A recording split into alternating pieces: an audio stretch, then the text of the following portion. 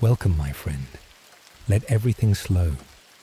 Beneath the world, in the darkness under every city and every field, teems a race of ratmen without number, scheming endlessly for the day they will rise and devour all that lives above.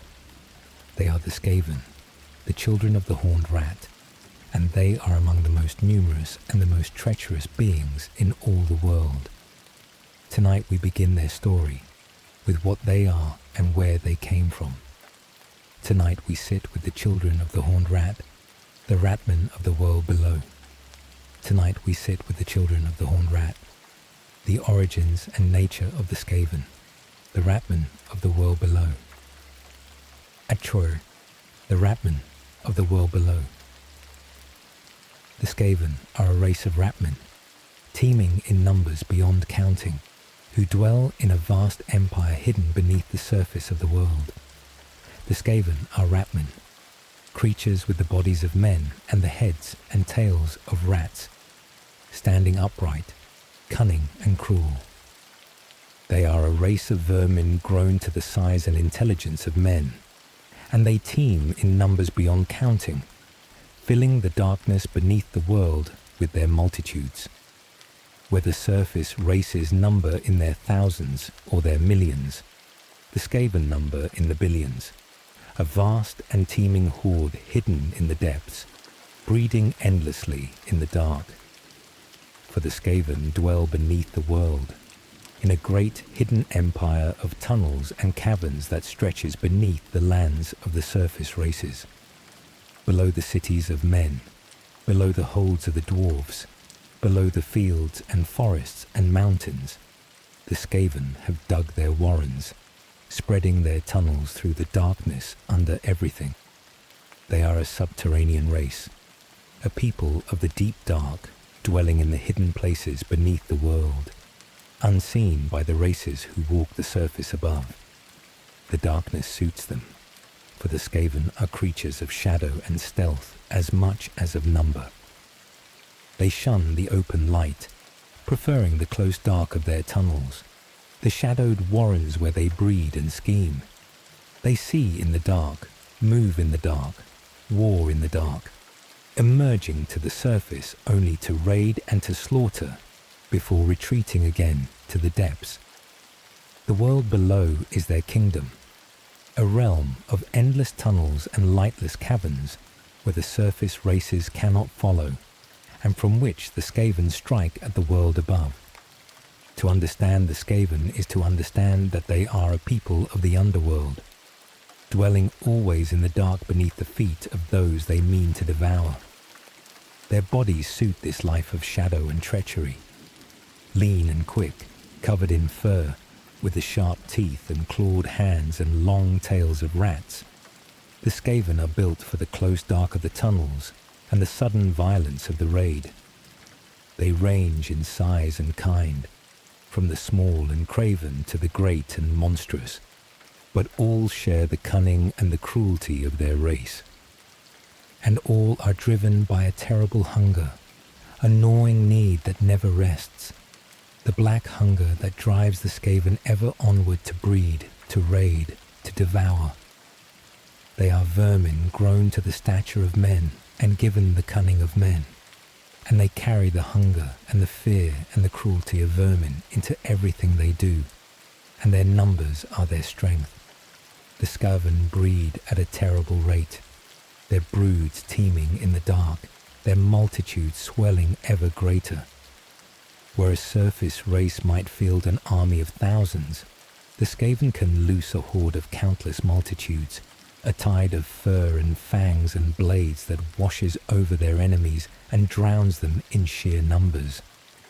The teeming multitudes of the Skaven are the foundation of their menace, a race so numerous that they could overwhelm all the surface world, if only they could stop scheming against one another long enough to try. The origins of the Skaven are lost in darkness and shrouded in the lies the race tells about itself.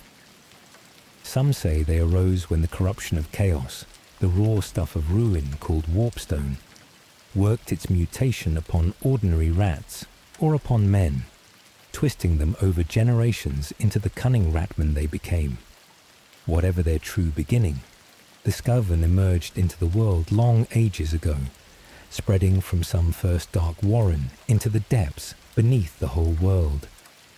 The surface races were slow to notice them, dismissing the first sightings of ratmen as myth or madness, even as the Skaven spread their tunnels beneath everything. For that is the terrible truth of the Skaven. For much of their history, the surface world did not even believe they existed. The dwarfs, delving deep in their holes, were among the first to encounter them, cursing the ratmen who attacked from below. But to the men of the surface, the Skaven were a myth, a story, a thing dismissed and disbelieved. And this disbelief served the Skaven well, for a hidden enemy that no one believes in can spread and scheme and grow without opposition. The Skaven flourished in the dark, dismissed as legend by the very races they meant to devour, a teeming multitude growing unseen beneath the feet of a world that would not believe in them.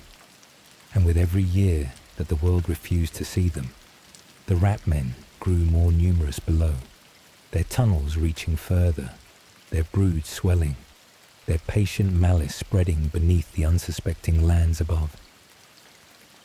The horned rat. The Skaven worshipped the great horned rat, a dark god of ruin and pestilence, who is the father and lord of their race. At the center of Skaven belief stands their god, the great horned rat. He is a dark god, a being of the realm of chaos, a lord of ruin and decay and pestilence, and the Skaven worship him as the father and master of their whole race.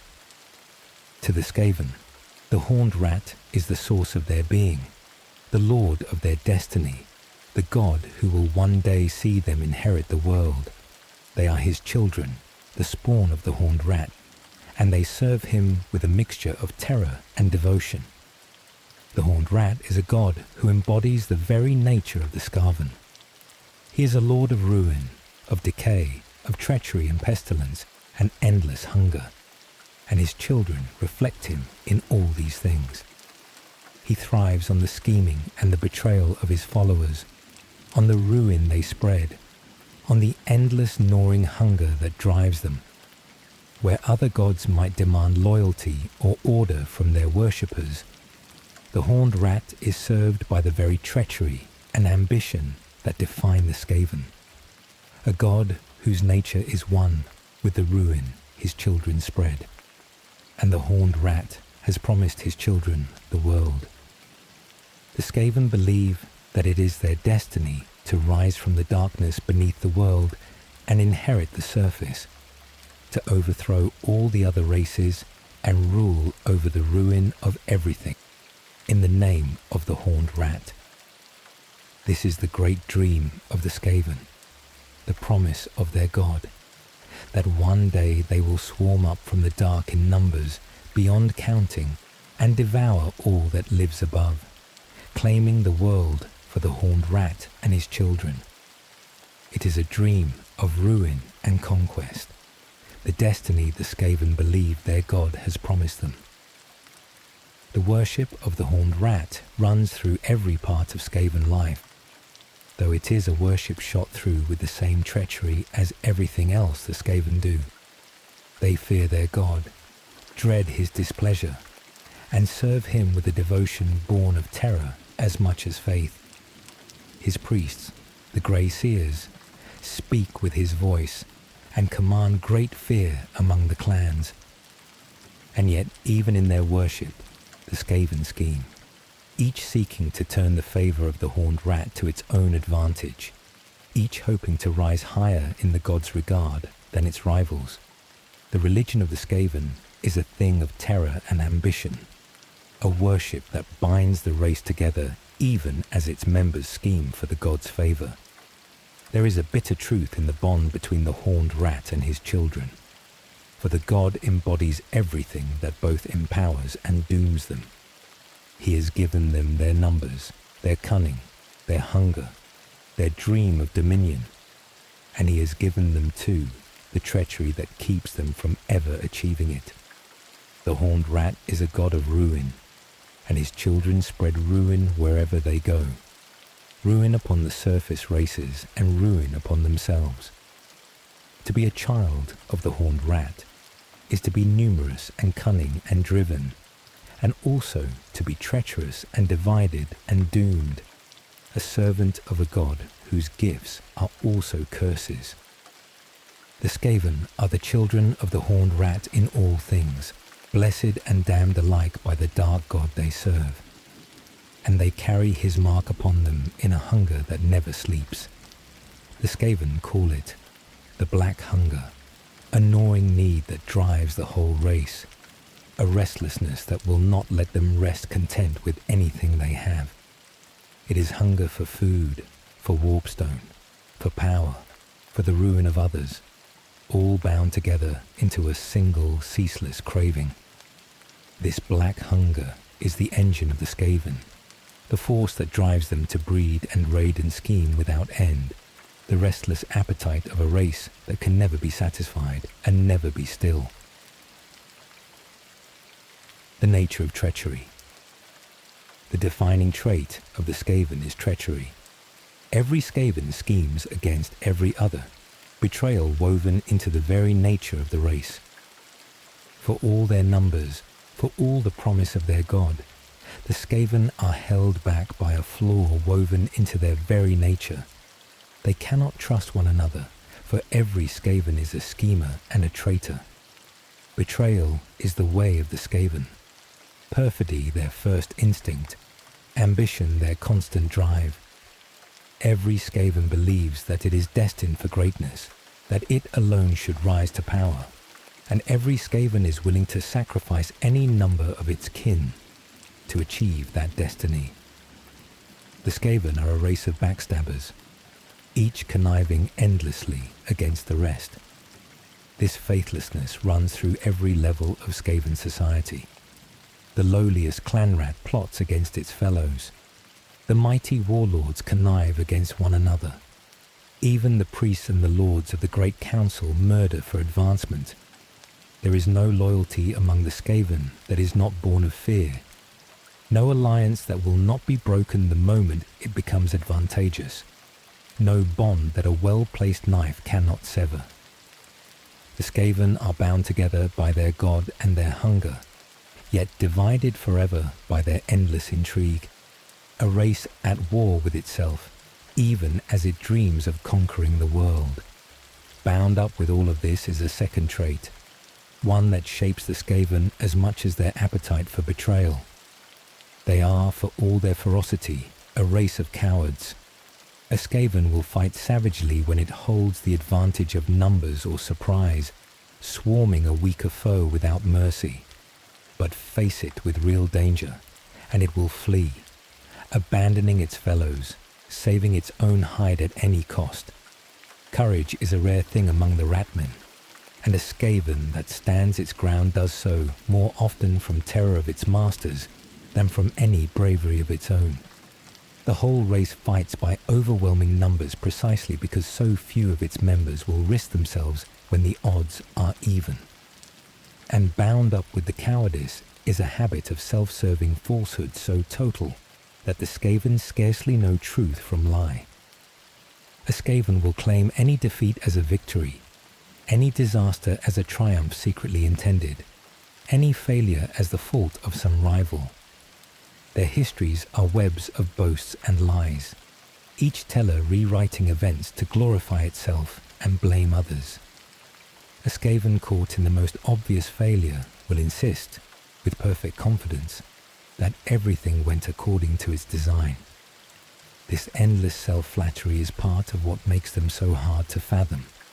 A race that lies even to itself, forever certain of its own genius, even as its schemes collapse around it. And this is the great irony of the Skaven, the flaw that has held them back through all their history. They are numerous enough to overwhelm all the surface world, cunning enough to devise terrible weapons and stratagems, driven by a god who has promised them dominion. And yet they cannot unite, cannot trust, cannot stop turning upon one another long enough to claim the destiny their God has promised. The Skaven are their own worst enemy, a race whose endless perfidy is at once their nature and the very thing that keeps them from ruling the world. There is something almost fitting in this, given the god they serve. The horned rat thrives on betrayal and ruin, and so it may be that the endless intrigue of the Skaven is the very thing he desires, rather than a flaw in his design. A race united and loyal would not be the Skaven. It would be something else, something the horned rat has no use for. He has made his children faithless because faithlessness is his nature, and if their perfidy keeps them from conquering the world, it also keeps them ever plotting, ever conniving, ever spreading the ruin and double-dealing in which their god delights. The failing of the Skaven may be no failing at all, rather the design of a god who prefers endless intrigue to final victory. Yet the Skaven themselves do not see it so. Each of them believes that it will be the one to rise above the perfidy of the rest, to master the intrigue, to claim the destiny the horned rat has promised. Each plots and knifes its rivals in the certainty that it alone is fit to rule, that the endless backstabbing is merely the ladder it will climb to greatness. And so the double-dealing never ends, each Skaven pursuing its own ambition, undercutting its fellows, conniving for a greatness it is certain it deserves. The Skaven are a race of 1 billion would-be conquerors, each turning upon all the rest, bound together only by their god and their hunger, divided forever by the faithlessness that is their nature. What became of this teeming, treacherous race, and the hidden empire they built beneath the world, is the story we turn to next. Tomorrow we sit with the Under-Empire, the hidden realm of the Skaven. Sleep well. Tomorrow we sit with the Under-Empire, the vast hidden realm the Skaven built beneath the world. Beneath the whole of the world, hidden from the eyes of the surface races, sprawls the vast domain of the Skaven, the Under-Empire. It is a realm of endless tunnels and lightless warrens, of teeming strongholds and a sunken capital, stretching beneath continents and oceans, greater in extent than any kingdom of the surface. Tonight we sit with the Under-Empire, the vast hidden realm the Skaven built beneath the world. Tonight we sit with the Under-Empire, the vast hidden realm the Skaven built beneath the world. The realm beneath the world. The Under-Empire is the great subterranean domain of the Skaven, a network of tunnels and strongholds that stretches beneath the whole of the world. Beneath the surface of the world lies the Under-Empire, the buried realm of the ratmen. It is a boundless network of passages and burrows, of caverns and warrens and fortified lairs, dug and gnawed through the rock over uncounted ages. Where the surface races raise their kingdoms upon the land, the Skaven have carved theirs below it, tunneling ever deeper and wider until their domain reached beneath the lands of every surface power.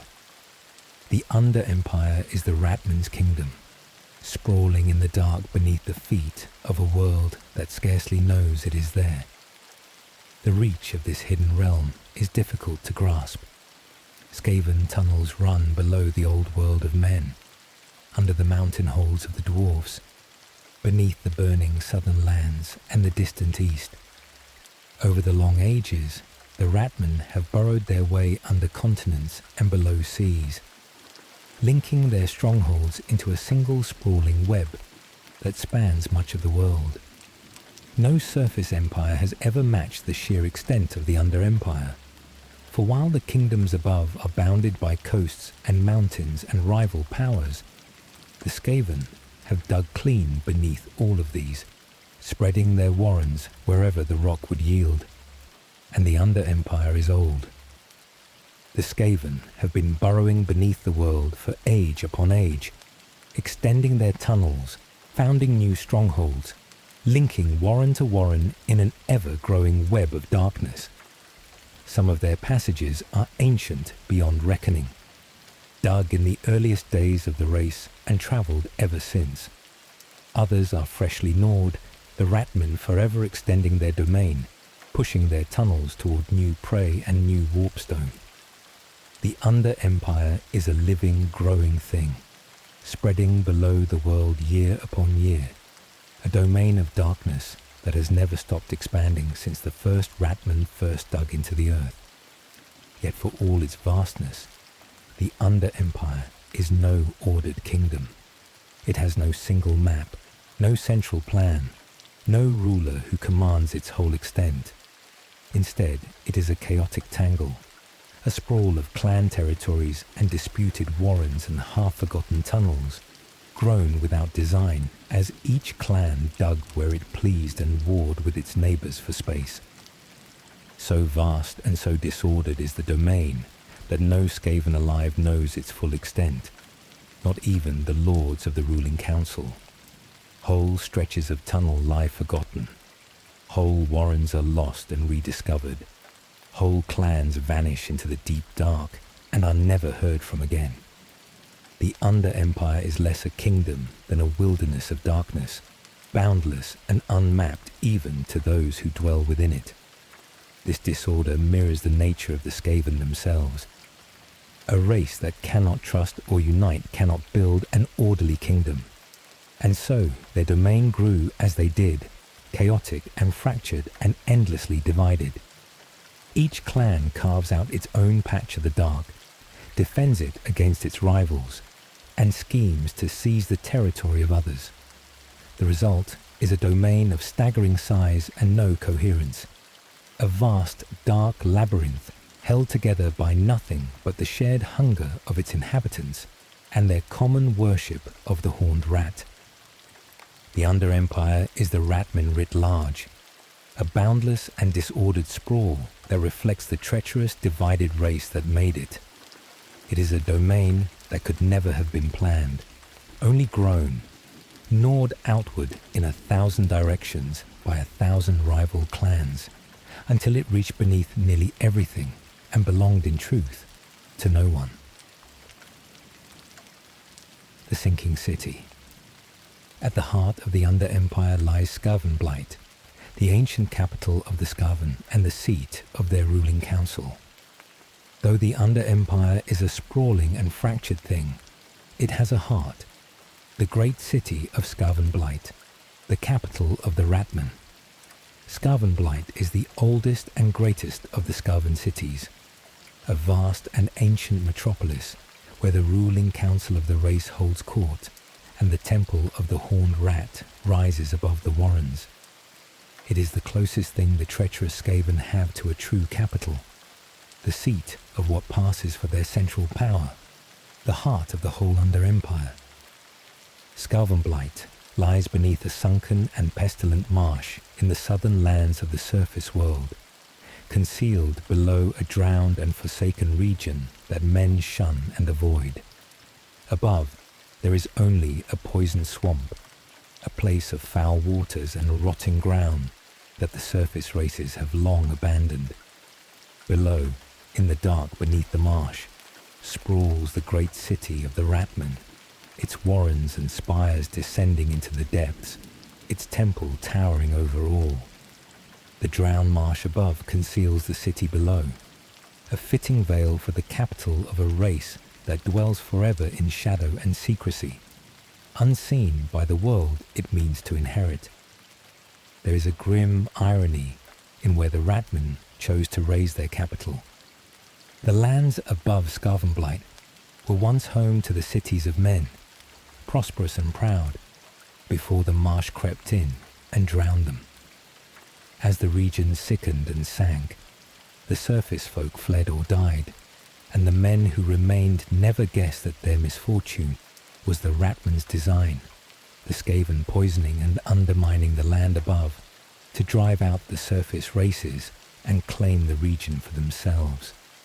What men saw as a natural blight was the slow work of the vermin below, and the drowned marsh that now hides Skavenblight is a monument to how the Skaven ruin the surface world by stealth, turning a living land into a poisoned swamp above their hidden capital. So the greatest city of the ratmen sits beneath a dead and drowned land, unseen and unsuspected by a world that shuns the poisoned marsh above it. Travellers give the swamp a wide berth, sensing something wrong in its foul waters and rotting air, never knowing that a metropolis of millions teems in the black warrens under their feet. It is a perfect refuge for the capital of the Skaven, a drowned and shunned region that keeps the curious away, while the ratmen scheme and breed in the depths beneath. The sunken city and the poisoned marsh together form the secret heart of the Under-Empire, hidden in plain sight beneath a land the world has written off as dead. At the centre of Skavenblight rises the great temple of the Horned Rat, the holiest place of the Skaven, and the seat of their ruling council. Here the lords of the race gather. Here the priests commune with their god. Here the destiny of the Under-Empire is schemed and plotted and betrayed. The temple and its council are the closest thing to a centre that the fractured Skaven possess, the point around which the whole treacherous race turns. From Skavenblight, such rule as the Skaven can bear radiates out through the Under-Empire, the sunken capital, the heart of the ratmen's buried world. There is a strange and fitting decay about Skavenblight, for the great capital is forever sinking. Built upon and beneath a drowned marsh, the city slowly settles into the mire over the ages, its lower reaches drowning in foul water, even as the ratmen dig ever deeper to escape the flood. A vast tower, raised in ages past, leans and subsides into the muck, a monument to the slow ruin that grips the whole city. Skavenblight is a capital in perpetual collapse, sinking into the swamp that hides it, a decaying heart for a race that embodies decay. It endures through the endlessness of the ratmen, rather than through any soundness of building, always digging, always rebuilding below as the old warrens drown above.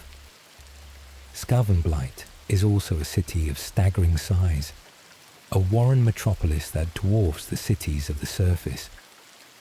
Its tunnels and chambers descend layer upon layer into the deep, teeming with ratmen beyond counting, a subterranean sprawl that has grown over ages into something vaster than any city of men. Here the great clans keep their embassies and their armies. Here the markets trade in slaves and warpstone. Here the endless intrigues of the race play out in shadowed halls. For all its decay and disorder, Skavenblight is the beating heart of the Under-Empire, the ancient sunken capital where the destiny of the ratmen is forever schemed and forever betrayed. The hidden menace. For all its vast extent, the Under-Empire remains hidden from the surface world, a secret menace beneath the feet of the unknowing. The most remarkable thing about the Under-Empire is that, for much of history, the surface world did not know it was there. A realm greater in extent than any surface kingdom, teeming with billions of ratmen, lay concealed below the very feet of the surface races, and yet men refused to believe in it. The Skaven were dismissed as myth, their raids blamed on other causes, their existence denied by those who could not accept that such a menace lurked below. The Under-Empire remained a secret, a veiled domain below a world that would not see it. This secrecy has been one of the great weapons of the Skaven. A hidden enemy, one that no one believes exists, can undermine and infiltrate and prepare without opposition. While the surface races warred among themselves, oblivious to the menace below, the Skaven spread their tunnels beneath the cities of men and the holds of the dwarves, gnawing at the foundations of the surface world, waiting for the moment to strike. The concealment of the Under-Empire let the ratmen grow strong in the dark, extending their reach beneath their enemies, while those enemies remained unaware. The Skaven have laboured hard to keep it so, for their secrecy is worth more to them than any fortress. Raiding parties that surface to seize slaves or plunder work to leave no witnesses, silencing those who might carry word of the ratmen to disbelieving lords. When a village vanishes in the night, or a lonely traveller is never seen again, the ratmen ensure that nothing remains to name the culprits. And where rumours of the ratmen do spread, the surface races themselves often do the Skaven's work, dismissing such tales as peasant superstition, mocking those who speak of an empire of vermin beneath the earth. The disbelief of the world has been the Skaven's shield, and they have guarded it as jealously as any treasure. There is a dark cunning in this, a strategy that suits the whole nature of the race. The Skaven do not seek open glory, do not announce themselves, do not challenge their enemies to honest war. They work in the dark, unseen and unsuspected, undermining and infiltrating and gnawing away at the foundations of the world until the moment comes to strike. Their whole way of conquest is one of stealth and subversion, of poisoning wells and collapsing tunnels and striking from below when least expected. The hidden nature of the Under-Empire is a reflection of how the Skaven fight and think, more than a matter of mere location, a race that wins through concealment and treachery rather than through open strength. Yet the coming of the Skaven is not always silent, for their attacks are heralded by a terrible sign. Since the earliest legends of the ratmen, their onslaughts have been announced by the tolling of great bells, the sinister ringing that echoes up from below before the horde erupts. The dwarfs, who have fought the Skaven longest, learn to dread that sound, the toll of doom rising from the deep before the tunnels burst open and the ratmen pour forth.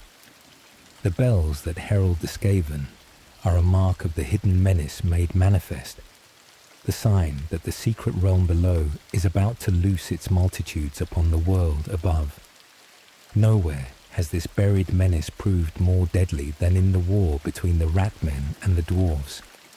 The dwarf holds are carved deep into the mountains, and the Skaven, tunnelling ever deeper themselves, broke into those holes from below, flooding the dwarf halls with vermin. Over long ages, the ratmen undermined and overran hold after hold, gnawing up through the roots of the mountains to fall upon the dwarfs where they were weakest. Many a great dwarf stronghold that had stood against orc and troll and dragon fell at last to the ratmen who came up from beneath, the tunnels of the Under-Empire opening into the very heart of the mountain like a wound. This is the true terror of a realm that lies below everything. There is no wall it cannot go under, no border it cannot cross unseen, no stronghold whose foundations it cannot reach. A surface enemy can be watched for on the horizon and met at the gates. But the Skaven come from below, erupting from the earth in the middle of a city, rising from the ground within the walls of a fortress thought secure. To dwell above the Under-Empire is to build one's home upon a floor that may open at any moment, to sleep above a teeming darkness, forever gnawing upward toward the light. The Skaven have made the ground itself untrustworthy, turning the solid earth under every hold and hearth into a thin crust above their teeming multitudes. What the ratmen crave above all, the strange and corrupting substance that fuels their whole civilization, is the story we turn to next. Tomorrow we sit with Warpstone, the cursed lifeblood of the Skaven. Sleep well. Tomorrow we sit with Warpstone, the corrupting substance that fuels the whole civilization of the Skaven. At the heart of everything the Skaven do lies a single cursed substance, Warpstone. It is solidified chaos, the raw stuff of ruin made into stone, and it is at once the most precious treasure and the most deadly poison in all the world. The Skaven crave it above all things, for it fuels their magic, their machines, and their monstrous creations, and it corrupts them, twists them, kills them, even as it makes them strong. Tonight we sit with Warpstone, the corrupting substance that fuels the whole civilization of the Skaven. Tonight we sit with Warpstone, the cursed lifeblood of the Skaven, and the corrupting substance that fuels their whole civilization. The solid stuff of chaos. Warpstone is solidified chaos, the raw energy of ruin and magic condensed into a physical substance. To understand the Skaven, one must understand Warpstone, for it is the foundation of their whole civilization. Warpstone is magic made solid, the raw energy of chaos condensed into a crystalline stone. It is the same dark power that flows through the winds of magic, the same corrupting force that twists the chaos wastes, gathered and hardened into a substance that can be held, mined, traded, and used. Where magic is a force that flows unseen through the world, Warpstone is that force made into matter, the raw stuff of chaos given weight and form. The stone itself is a strange and unsettling thing to behold. It appears as a crystalline substance of deep and eerie green, and yet its heart is so dark that it seems to swallow the light around it, casting a small shadow of blackness even in a lit room. It is warm to the touch, though it comes from no fire, and it gives off a faint and sinister glow. To hold a piece of Warpstone is to hold a fragment of pure chaos, a shard of the raw power that underlies all magic and all ruin, a thing that should not exist in solid form and yet does. There is something badly wrong about the stone that all who see it can sense. It does not behave as honest matter should. Its darkness eats the light rather than reflecting it, so that a lump of it sits in a small pool of shadow that its own green glow cannot fill. It may shift or twitch or spark of its own accord, as though a restless power stirred within it. Even the largest recorded shards are said to change their weight from moment to moment, as if the stuff of chaos within them would not hold still. To handle Warpstone is to handle a piece of the world's underlying chaos, a substance that carries the instability of the warp into the solid world. This is what makes Warpstone so unlike any natural mineral. Ordinary stone is inert, dead, obedient to the laws of the world. But Warpstone is alive with the power of chaos, a fragment of raw magic that carries corruption and instability in its very nature. It is less a mineral than a wound in reality made solid, a piece of the realm of chaos that has crossed over into the material world and hardened into a form that can be held and used.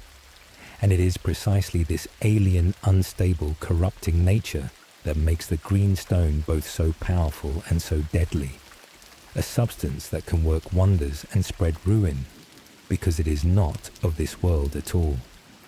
Much of the Warpstone in the world falls from the sky. High above hangs Lieb, the Chaos Moon, a baleful body said to be made of Warpstone itself, and from it fragments rain down upon the world as meteorites, scattering the cursed stone across the lands below. Where these meteors fall, the Warpstone gathers thickest, corrupting the land around it. The green stone can also form where dark magic pools and stagnates, hardening out of the raw power of chaos into solid shards. However it comes, the Weirdstone is scattered through the world, a poison and a treasure waiting in the dark to be found. Lieb itself is a thing of dread in the lore of the world. It is the second and sinister moon, a sickly green orb that waxes and wanes in ways no astronomer can predict, and its light is said to carry the taint of chaos. When Lieb rides full and bright, dark things stir, magic runs wild, and the followers of ruin work their foulest deeds. The Chaos Moon is a fragment of the same corruption as the stone that falls from it, a great mass of warpstone hanging in the sky, forever raining its cursed shards upon the world, and forever spilling its baleful light upon the lands below.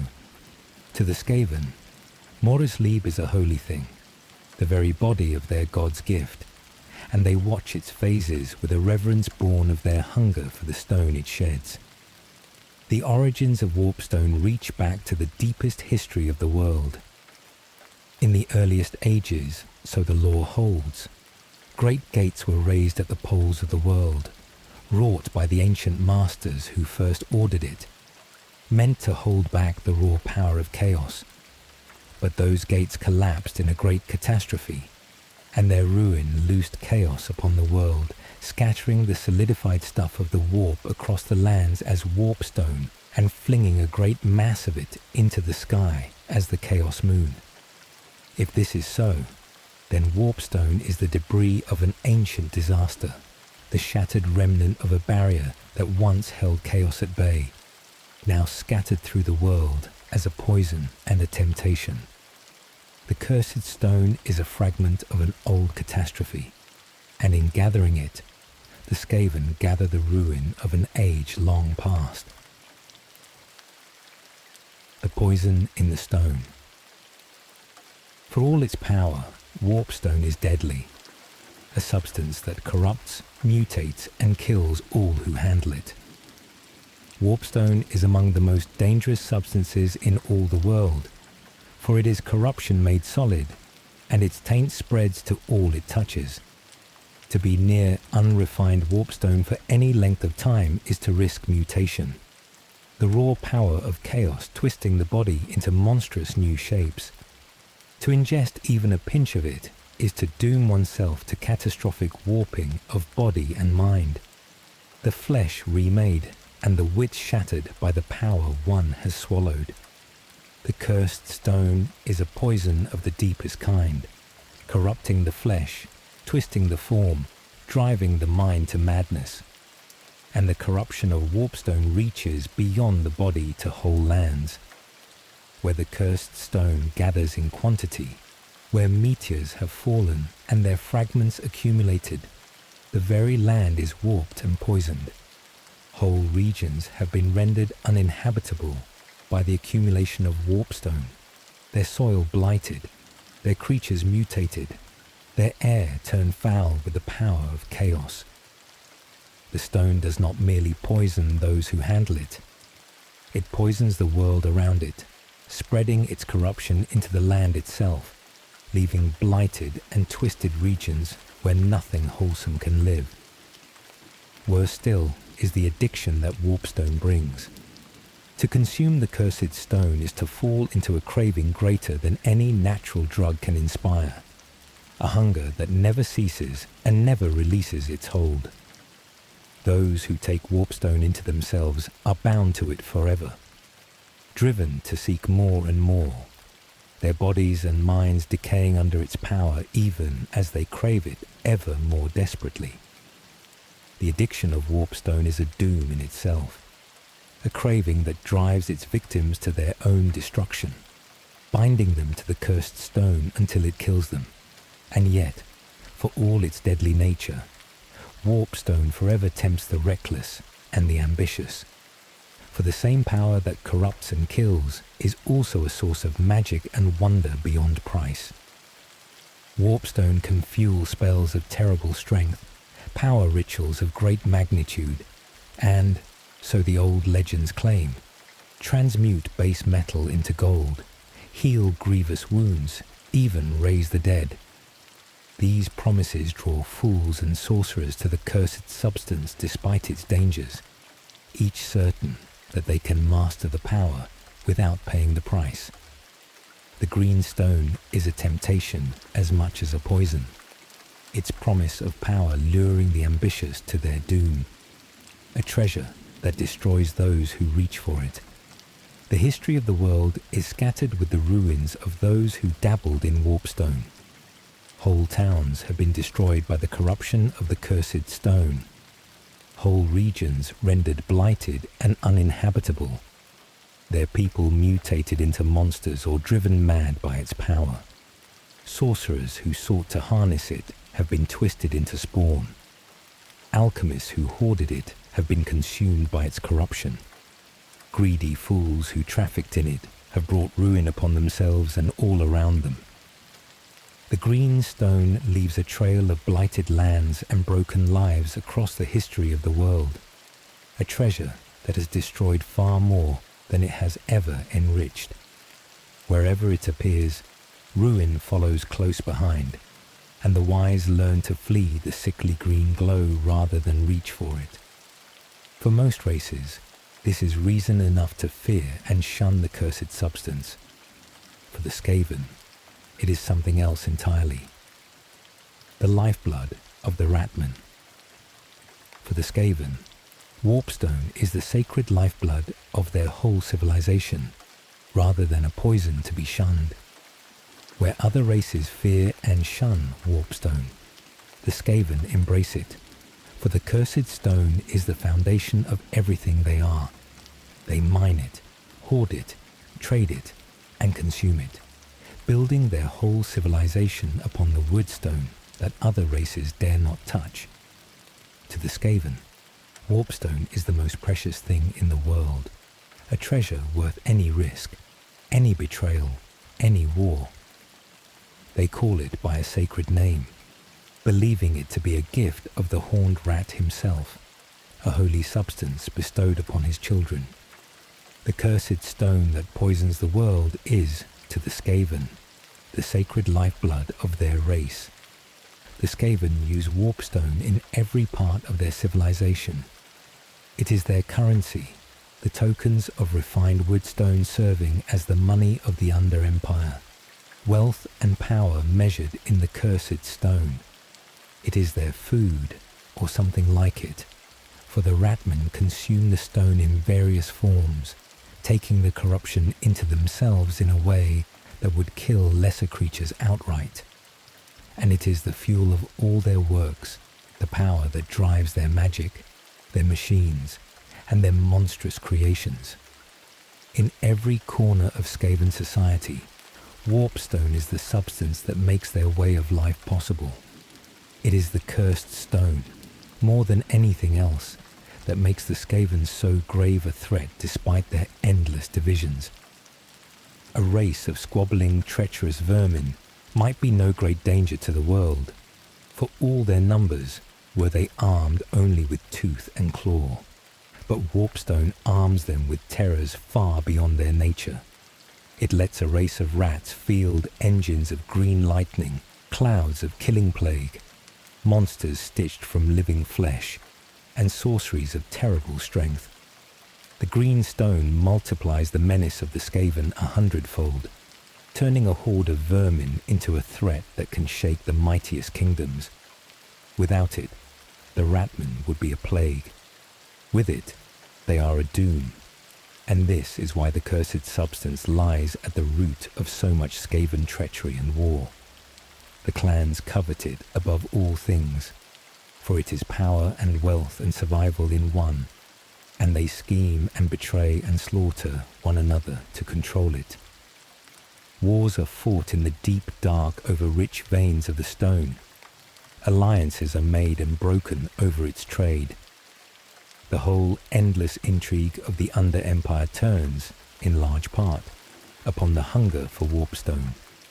The substance that fuels their civilization also fuels their strife. The treasure that makes them strong also setting them forever at one another's throats. To understand the Skaven is to understand that everything they build and everything they destroy runs, in the end, on the cursed green stone. Above all, woodstone is the source of Skaven power. Their sorcerers draw upon it to work their spells, channeling the raw chaos of the stone into blasts of green lightning and terrible sorcery.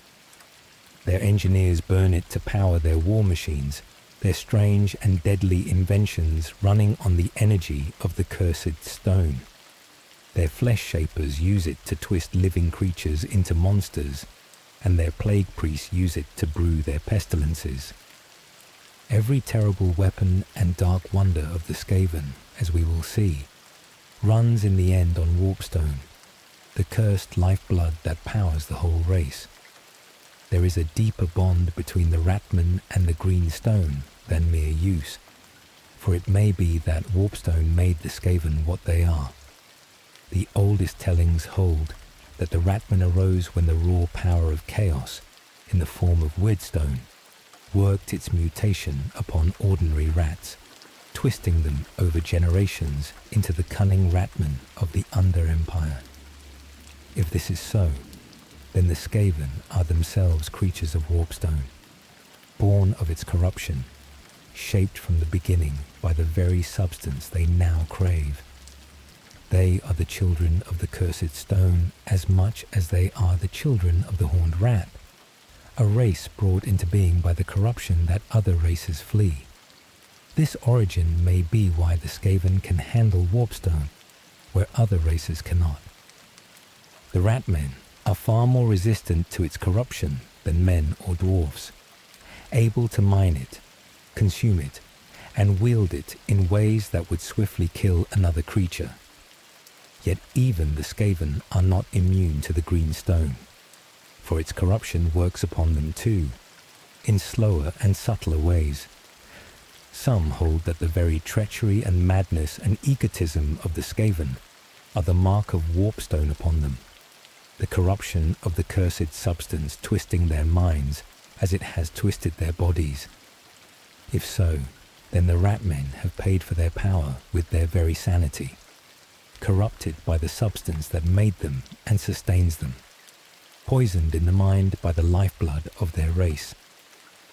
What the Skaven build with this cursed substance, the great clans and their terrible works, is the story we turn to next. Tomorrow we sit with the great clans of the Skaven. Sleep well. Tomorrow we sit with the great clans of the Skaven, the powers that wield Warpstone to terrible ends. The Skaven are divided into countless clans, and among them a handful of great clans tower above the rest, each master of a fearsome art. There are the mad engineers who wield Warpstone technology, the plague monks who spread disease, the flesh shapers who breed monsters, and the shadow assassins who kill from the dark. Tonight we sit with the great clans of the Skaven, the powers that turn Warpstone to dreadful ends. Tonight we sit with the great clans of the Skaven, the powers that wield Warpstone to terrible ends. The clan system, Skaven society, is divided into clans, and a few great clans have risen to dominate the rest, each master of a distinct and dreadful speciality. The whole of Skaven society is built upon the clan, the extended family and power block to which every ratman belongs. There are countless clans in the Under-Empire, from the mighty to the lowly, each vying for position, each scheming for advantage. But above the multitude of lesser clans tower a handful of great ones, ancient and powerful, that have risen through the ages to dominate the whole race. These great clans are the true powers of the Under-Empire, each commanding vast resources, vast armies, and a mastery of some dire craft. What sets the greatest clans apart is that each has made itself the master of a particular art. One clan holds the secrets of Warpstone technology, building weapons and war machines of terrible power. Another commands the arts of pestilence, brewing and spreading disease. Another has mastered the shaping of flesh, breeding monsters from living creatures. Another rules the ways of shadow and murder, its assassins the deadliest in the world. By holding a monopoly on some dreadful craft, each great clan has made itself indispensable to the whole race, a power that the others must reckon with and rely upon. This division of specialities shapes the whole of Skaven society. The great clans sell their services to one another and to the lesser clans, trading war machines and poisons and monsters and murders for Warpstone and power. A warlord who wants engines of destruction must deal with the clan that builds them. One who wants a rival assassinated must hire the clan of killers. In this way, the great clans wield power over the whole under-empire, each holding a craft that all the others need, each scheming to turn that power to its own advantage. What follows is a telling of the greatest of these clans, and the terrible arts they have made their own. Clan Skryre. Clan Skryre are the warlock engineers of the Skaven, masters of Warpstone technology, who build weapons and war machines of terrible power. The mad inventors of the Skaven are Clan Skryre, the warlock engineers, who have mastered the fusing of warpstone and machinery into weapons of devastating and unpredictable power. Where the surface races build with steel and gunpowder, Clan Skryre builds with warpstone and dark magic, forging engines that harness the raw energy of chaos itself. Their workshops in the deep, dark churn out war machines of every kind, each more dangerous and more unstable than the last, the products of a genius as reckless as it is brilliant. The weapons of Clan Skryre are a nightmare to face upon the battlefield. They command cannons that fire bolts of green warp lightning, long rifles that spit warpstone shards across vast distances, and rapid-firing guns that loose storms of poisoned bullets. They ride wheels of crackling energy that career across the battlefield, and they build engines that channel the power of warpstone into blasts of annihilating force.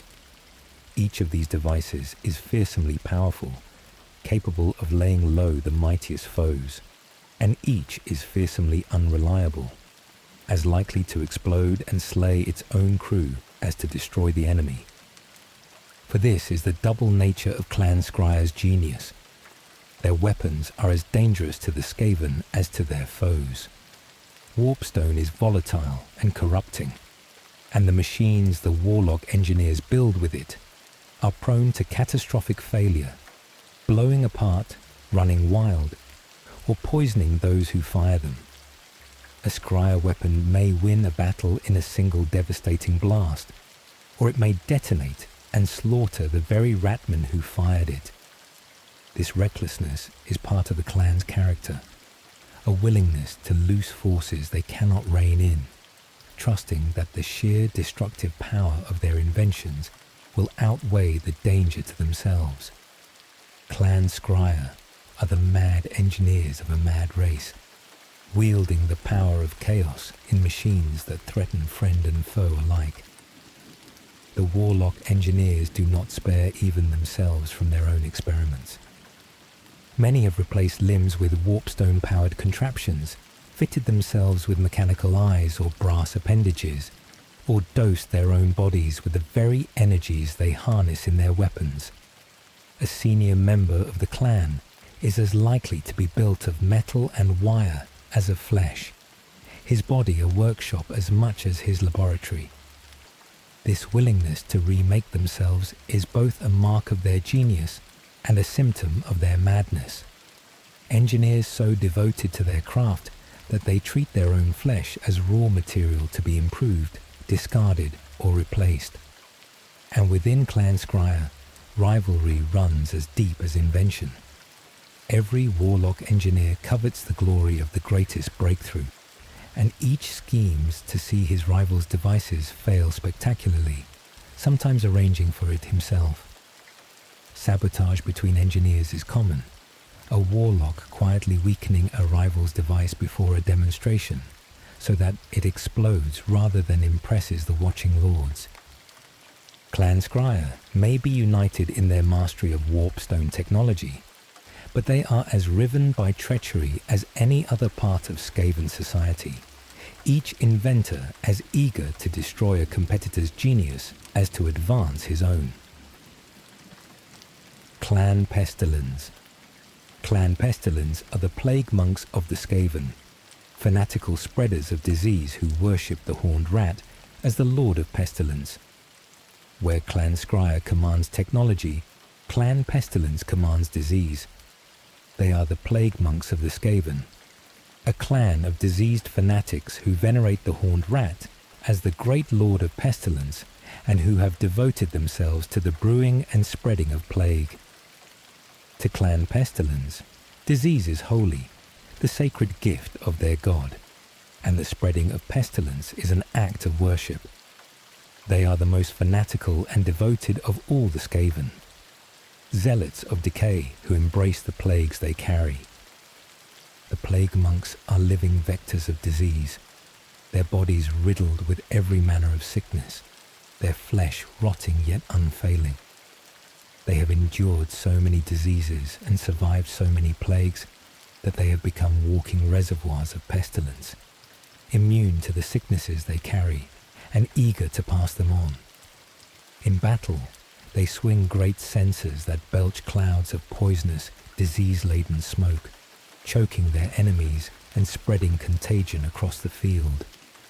To face Clan Pestilens is to face an epidemic as much as an army, a horde that kills as much by the plagues it spreads as by the blades it carries. The greatest weapon of Clan Pestilens is the plague itself, brewed in their reeking laboratories and loosed upon the world. Over the ages, the plague monks have concocted pestilences of terrible potency, diseases designed to spread swiftly and kill horribly, and they have loosed these upon the surface races again and again. The most infamous of their works was a great plague that swept the lands of men, a pestilence that killed a vast portion of the population and left whole realms depopulated and broken. Clan Pestilens are the bringers of plague, the fanatical monks whose worship is the spreading of pestilence and whose greatest triumphs are the epidemics that have devastated the world. Clan Moulder. Clan Moulder are the flesh shapers of the Skaven, breeders and beastmasters who shape monsters from living creatures. The masters of flesh among the Skaven are Clan Moulder, the flesh shapers and beastmasters, who breed and craft living creatures into monstrous new forms. In their great breeding pits, the most infamous of which is a vast and dreaded place in the frozen north, Clan Moulder works its horrors upon living flesh, stitching and warping and remaking creatures into weapons of war. Using Warpstone and their own dark arts, they twist ordinary beasts into monsters, growing horrors that no natural breeding could ever produce. The creations of Clan Moulder are a menagerie of nightmares. They breed giant rats in teeming multitudes to swarm their enemies. They craft rat ogres, huge and muscular brutes stitched together and pumped full of warpstone, mindless engines of destruction that tower over the battlefield. And in their deepest pits they grow greater horrors still, vast abominations of fused flesh and stolen parts, monstrous things that embody the very worst of the clan's terrible art. Each creation is a weapon, bred and shaped for war, sold to the other clans for warpstone and power. What makes Clan Moulder so valued and so feared is that they can make monsters to order. A warlord who wants a horror for his army has only to deal with Clan Moulder, and the flesh shapers will breed or craft whatever terror he desires for the right price in warpstone. This has made the clan wealthy and powerful, masters of a craft that all the Under Empire covets. Clan Moulder are the flesh shapers of the Skaven, the breeders of monsters whose horrors fill the armies of the ratmen, and whose grim art turns living creatures into engines of war. The breeding pits of the clan are among the most horrific places in the whole Under Empire. Vast caverns thick with the reek of blood and warpstone, echoing with the cries of creatures being made and unmade. Captured beasts, stolen livestock, and enslaved creatures of every kind are dragged into these pits to serve as raw material, their flesh cut and stitched and warped into whatever form the beastmasters desire. Nothing that lives is safe from this treatment once it falls into Moulder hands, for the clan sees every captive body as material to be shaped. its original nature no barrier to whatever monstrous purpose the flesh shapers have in mind. Even the lesser Skaven fear falling into the clutches of Clan Moulder. For the Beastmasters are not always particular about the source of their raw material. It is whispered that ratmen who fall into debt or disfavour with the clan have vanished into the breeding pits along with the beasts, emerging later in some altered and monstrous form, if they emerge at all. Whether such tales are wholly true or exaggerated by fear, they mark Clan Moulder as a power that even its own kind regard with dread, a clan whose hunger for raw material spares no one, living creature or ratman alike, once it has need of new horrors to sell. Clan Eshin. Clan Eshin are the assassins and spies of the Skaven, masters of shadow and murder who kill from the dark. The killers of the Skaven are Clan Eshin, the assassins and spies who have mastered the arts of stealth, poison, and murder. Where the other great clans command technology or plague or monsters, Clan Eshin wields the knife in the dark, the poison in the cup, the silent death that comes unseen. They are the deadliest assassins in all the world, their killers able to slip unseen into any place and slay any target, vanishing again into the shadows before the alarm can be raised.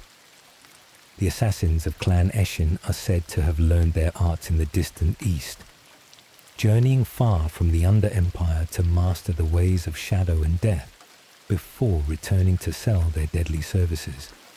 Their agents come in many forms, from the swift and stealthy scouts who spy and skirmish, to the master assassins who undertake the deadliest killings. They carry poisoned blades and throwing stars, move with silence and speed, and strike from the darkness with lethal precision. To be marked for death by Clan Eshin is to be as good as dead, for their killers rarely fail. Discipline sets Clan Eshin apart from the rest of Skaven society, and this too may owe something to their Eastern training. Where other clans are ruled by open ambition and constant betrayal, the assassins of Clan Eshin practice a colder, quieter sort of scheming, valuing patience and precision over the reckless grasping common elsewhere in the Under-Empire. Their agents train for years to perfect a single killing art, brewing poisons of exquisite subtlety, some that slay in an instant, and others that condemn a victim to a slow and mysterious decline over months. This patient mastery of murder is Clan Eshin's trademark, a craft home to a coldness that even other Skaven find unsettling. Where the rest of the Under-Empire howls and schemes in the open, Clan Eshin waits in silence, and its silence has proven, again and again, more dangerous than any horde. Clan Eshin sells its services to the highest bidder, and in the treacherous world of the Skaven, there is no shortage of custom.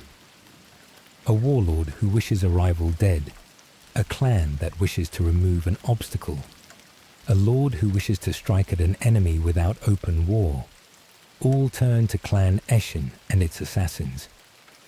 The clan of killers profits from the endless treachery of the Skaven, hired again and again to carry out the murders that the ratmen's schemes require. Clan Eshin are the shadow killers of the Skaven, the assassins whose blades serve the endless intrigue of the Under-Empire, dealing death from the dark to any who can pay. What powers stand above even the great clans, ruling such as the Skaven can be ruled, is the story we turn to next. Tomorrow we sit with the Council of 13 and the Grey Seers. Sleep well. Tomorrow we sit with the Council of 13 and the Grey Seers, the rulers and prophets of the Skaven. Above even the great clans sits a single body that claims to rule the whole Under-Empire, the Council of 13. It is a chamber of 12 ancient lords and one empty chair, kept vacant for a god who never speaks aloud, yet somehow makes his will known through the pale prophets who serve him, the Grey Seers. Tonight we sit with the Council of 13 and the Grey Seers, the rulers and prophets of the Skaven. Tonight we sit with the Council of 13 and the Grey Seers, the rulers and prophets of the Skaven. The Council of 13. The Council of 13 is the ruling body of the Skaven. 12 mighty lords gathered around a table with one seat left empty for their god. At the summit of Skaven governance, so far as the treacherous ratmen can be said to have one, sits the Council of 13. It gathers in the highest towers of Skavenblight, 12 of the mightiest lords of the Under Empire seated around a round table, each holding a chair won through cunning, murder, or long endurance. And there is a 13th chair, always left standing, always left empty, for it belongs to no mortal ratman at all. It is reserved for the horned rat himself, the god presiding in spirit over the schemes of his children. The arrangement of the table is no accident. The seats are set out like the face of a clock, and the two closest to the god's empty place, the first and the 12th, carry the greatest weight in any vote. From there the remaining pairs descend in influence, each holding less sway than the last, down to the two furthest and least regarded chairs. A proposal may be carried or crushed depending on how these paired lords choose to vote, abstain, or spite one another. And so every decision of the council becomes a fresh occasion for calculation, favour trading, and quiet vengeance, dressed up as policy. Members of this body are titled the Lords of Decay, and their gathering is meant to arbitrate the endless quarrels of the clans, to plot the grand schemes of conquest, and to speak, however falsely, for the whole Skaven race. In practice, the 12 spend as much effort undermining one another as ruling anyone else, each lord suspicious of his neighbours, each alliance a temporary convenience. Yet, for all its dysfunction, the Council of 13 is the closest thing the ratmen have to a single voice, the one body that can, on rare occasions, bend the fractious clans toward a common purpose. Curiously, for a race that murders its way to every other position of power, outright assassination is considered a crude and unreliable tool at this rarefied height. A Lord of Decay, who tried to knife a rival outright, would likely fail against guards and wards built up over generations, and even success would invite savage retaliation from the dead Lord's clan. Instead, the 12 waged their war through bribery, manufactured scandal, whispered accusations of heresy, and the careful trading of votes, each favour extended in the certain knowledge that it will be called in or betrayed at the worst possible moment. The council's corruption is thus a slow and patient poison, rather than a sudden blade, no less deadly for taking decades instead of an instant. This glacial, grinding style of intrigue has an unintended consequence. It has locked the same handful of ancient lords into their seats for generation upon generation. Where a lesser warlord might rise and fall within a single lifetime, a Lord of Decay, who masters this quieter game of manipulation, can endure for centuries, outlasting rivals, wars, plagues, and the rise and fall of whole clans beneath him. The Council thus combines the worst of both worlds for any outsider hoping to see the Skaven united. A body too treacherous to ever act with one mind, yet too entrenched to ever be swept away and replaced by anyone bold enough to try. The Black Pillar. To join the Council of 13, an aspirant must survive a monument of pure Warpstone and then win a duel to the death. Seats upon the council are not granted lightly, nor are they inherited. Long ago, the Horned Rat himself is said to have gifted his children a test worthy of their ambition. A great pillar of purest Warpstone, 13-sided, carved with glowing runes that spell out the laws and prophecies of his rule. This monument stands as both altar and gauntlet. Any Skaven who would claim a place among the Lords of Decay must first lay a paw upon its rune-scored surface, and the stone shows no mercy to the unworthy, striking down all but the favoured of the god in agonies too varied to number. Those who touch the pillar and live have passed only the first trial. To claim a seat outright, the survivor must then challenge one of the sitting lords to single combat, a duel with no possibility of mercy or withdrawal. Only by defeating a reigning Lord of Decay can an aspirant take his place at the table, and so every current member of the council knows that his chair was won this same way, through fire or blade or poison, and that some hungry rival is forever waiting for a chance to try the same against him. In practice, this path to power has grown almost impossibly narrow, for the reigning lords have held their seats for generations, their cunning and their guards making them nearly impossible to unseat by honest challenge. Many have touched the pillar and survived its punishment, only to be slaughtered in the duel that follows, and the current Lords of Decay have turned back every open challenger for longer than most kingdoms endure.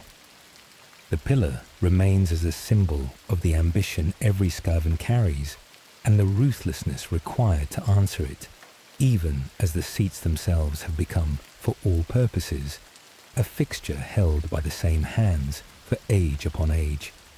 And yet ambitious warlords still come, drawn by the pillar despite its terrible odds, for the reward it offers is unlike any other prize in the Under Empire. A Lord of Decay is said to enjoy a lifespan far beyond the ordinary span of even a long-lived Skaven, sustained by whatever dark power the pillar grants the worthy, along with an authority that lesser ratmen can only dream of commanding. For a race consumed by the certainty that each of them alone deserves greatness, the promise of near eternal rule is worth any risk, and so the line of hopeful challengers never runs dry for long, whatever gruesome fate awaits most of them at the Blackstone's edge. The deaths dealt out by the pillar are, by every account, spectacularly varied and spectacularly cruel, as though the stone itself takes pleasure in inventing fresh horrors for each unworthy paw that touches it.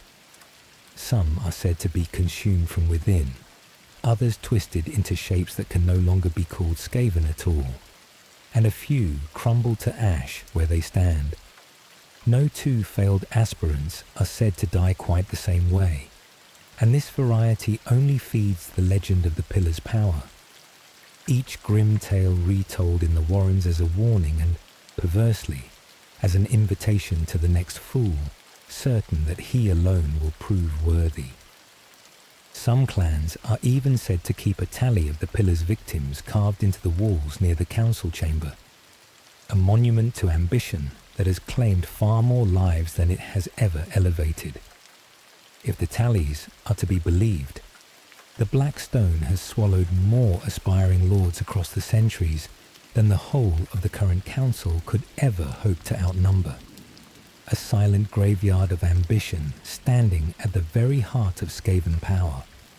And still the pillar waits, patient in a way no living Skaven could ever manage, ready for the next poor bold or foolish enough to reach for it. The Grey Seers. The Grey Seers are the pale prophets of the horned rat, priests marked by strange fur who serve as his voice and his agents throughout the Under Empire. Among the countless brown-furred ratmen of the Under Empire, a rare few are born marked apart, their fur grey or ghostly white, bony horns curling from their skulls. These are the Grey Seers, priests and sorcerers who claim to speak with the direct authority of the horned rat, interpreting his will and carrying his commands to every corner of Skaven society. Their strange colouring sets them apart from birth. a visible sign, so they claim, of their god's favour and their fitness to serve as his mouthpiece among the rat kind. The seers occupy a curious double role, for they are at once priests and political operatives. As holy men, they commune with their dark god and channel his power into blasts of destructive sorcery, feared even by warriors who fear little else. As agents of the council, they travel throughout the Under-Empire as ambassadors, spies and enforcers, advising warlords, threatening the disobedient, and arranging the death of any clan leader who defies the council's wishes. A rebellious warlord may find a Grey Seer at his door not to negotiate, but to condemn him as an enemy of the god, an accusation that invites every rival clan to descend upon him in righteous slaughter. This influence makes the Grey Seers among the most powerful figures in the whole Under-Empire, ranked below only the Lords of Decay themselves, and it earns them a resentment to match.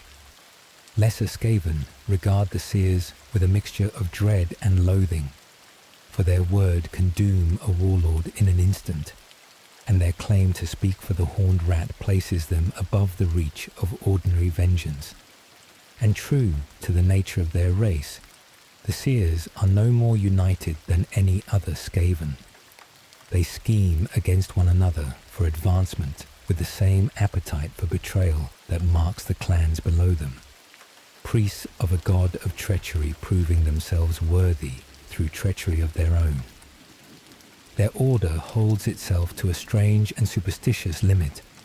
Their number is fixed by ancient custom at 169, 13 multiplied by itself, since 13 is held to be a fortunate figure among the ratmen, and it's squared doubly so.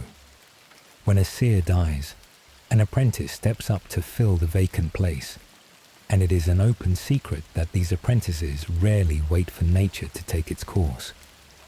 A seer who grows careless or slow to reward his student's ambition may find himself poisoned, denounced, or quietly vanished, his position claimed by the very pupil he trained. The order that speaks for the Horned Rat is, in the end, as riddled with murder from within as any warlord's court. The most infamous of these prophets have carved out reputations that echo far beyond the Under-Empire, scheming spies and sorcerers whose ambition has repeatedly embroiled the whole race in disaster. Some have plotted the destruction of rival warlords, others have meddled in wars far above the surface, and more than one has, through sheer overreach, brought catastrophe down upon Skaven and enemy alike.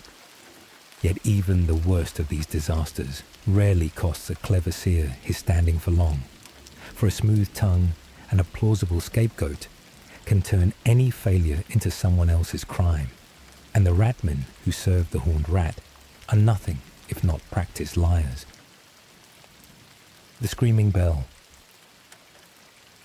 No symbol of Skaven power is more feared across the surface world than the Screaming Bell, the tolling engine that heralds the Grey Seers to war.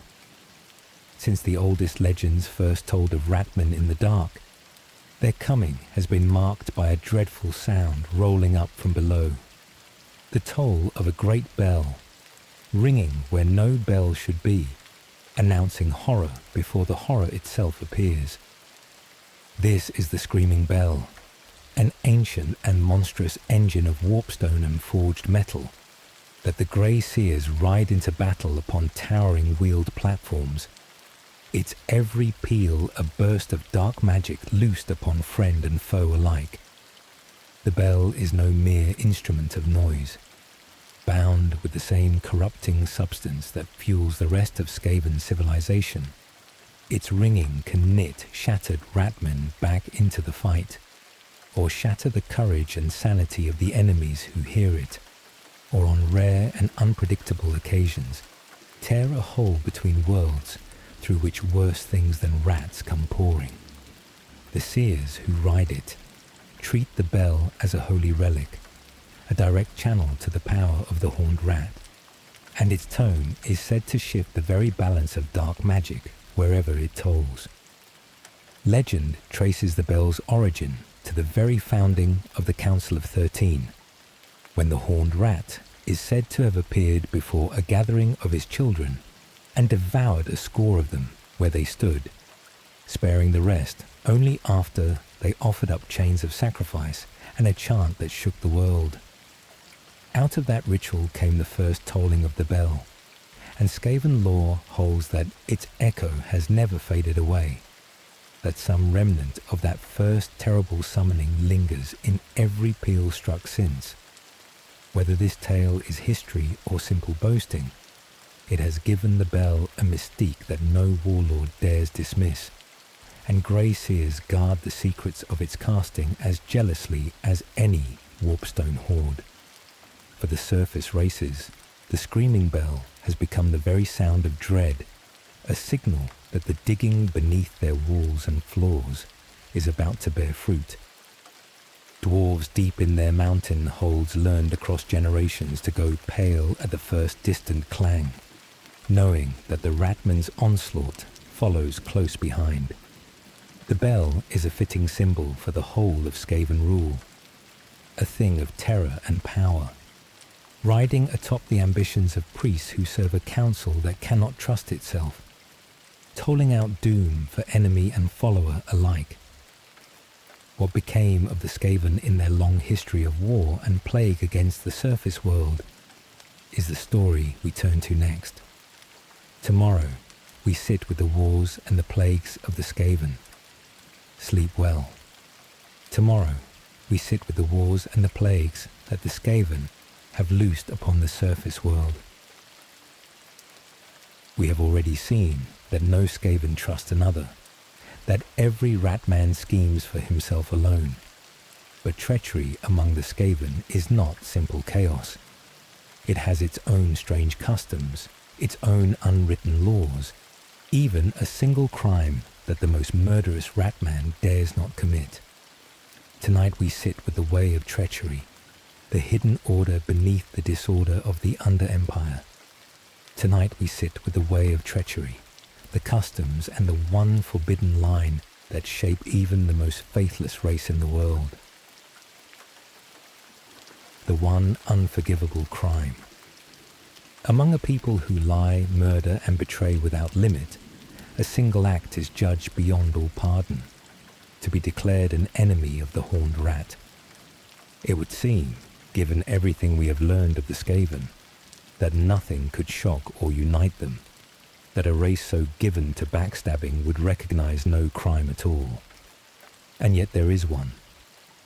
Whatever a Skaven may do to his kin, however many rivals he poisons or clans he ruins, he commits no unforgivable wrong so long as he still bows to the horned rat. But to be branded a heretic, to be accused of turning against the god himself, is to be marked for a death that even the most cutthroat warlord will not risk inviting upon himself. This single point of unity is a strange thing to find in a society built on faithlessness. Murder is a tool, poison a courtesy, betrayal a career, but apostasy is something else entirely. A wound struck not at a rival, but at the very foundation the whole teetering structure of Skaven society rests upon. Even the Grey Seers, who scheme against one another as readily as any warlord, do not raise the accusation of heresy lightly, for it is a fire that, once lit, cannot easily be controlled or called back. Perhaps this makes a certain sense. The Skaven have no honor to bind them, no law but appetite, no loyalty but fear. Strip away devotion to the horned rat, and there is nothing left to hold the race together at all. No shared thread running through the billions of ratmen scattered across the Under-Empire. The one crime they will not forgive may be the one thing standing between the Skaven and total formless dissolution into a billion isolated schemers with nothing whatsoever in common. There is a further irony worth pausing on. A race so practiced in deceiving one another has no reliable way to prove any charge of heresy at all. The accusation need not be true to be devastating, and this makes it a fearsome tool in the hands of the cunning, and a constant low hum of dread for every Skaven who has ever made an enemy. A warlord may go about his business for years, never having doubted the horned rat for a moment, and still live in quiet fear that some rival, desperate enough or clever enough, will one day whisper the fatal word against him regardless. And so the very devotion meant to bind the Skaven together has become, in practice, another weapon turned to the same old purpose as everything else in the Under-Empire. Personal advancement. What was meant to be the one sacred exception to a race of schemers has itself been folded into the endless scheme.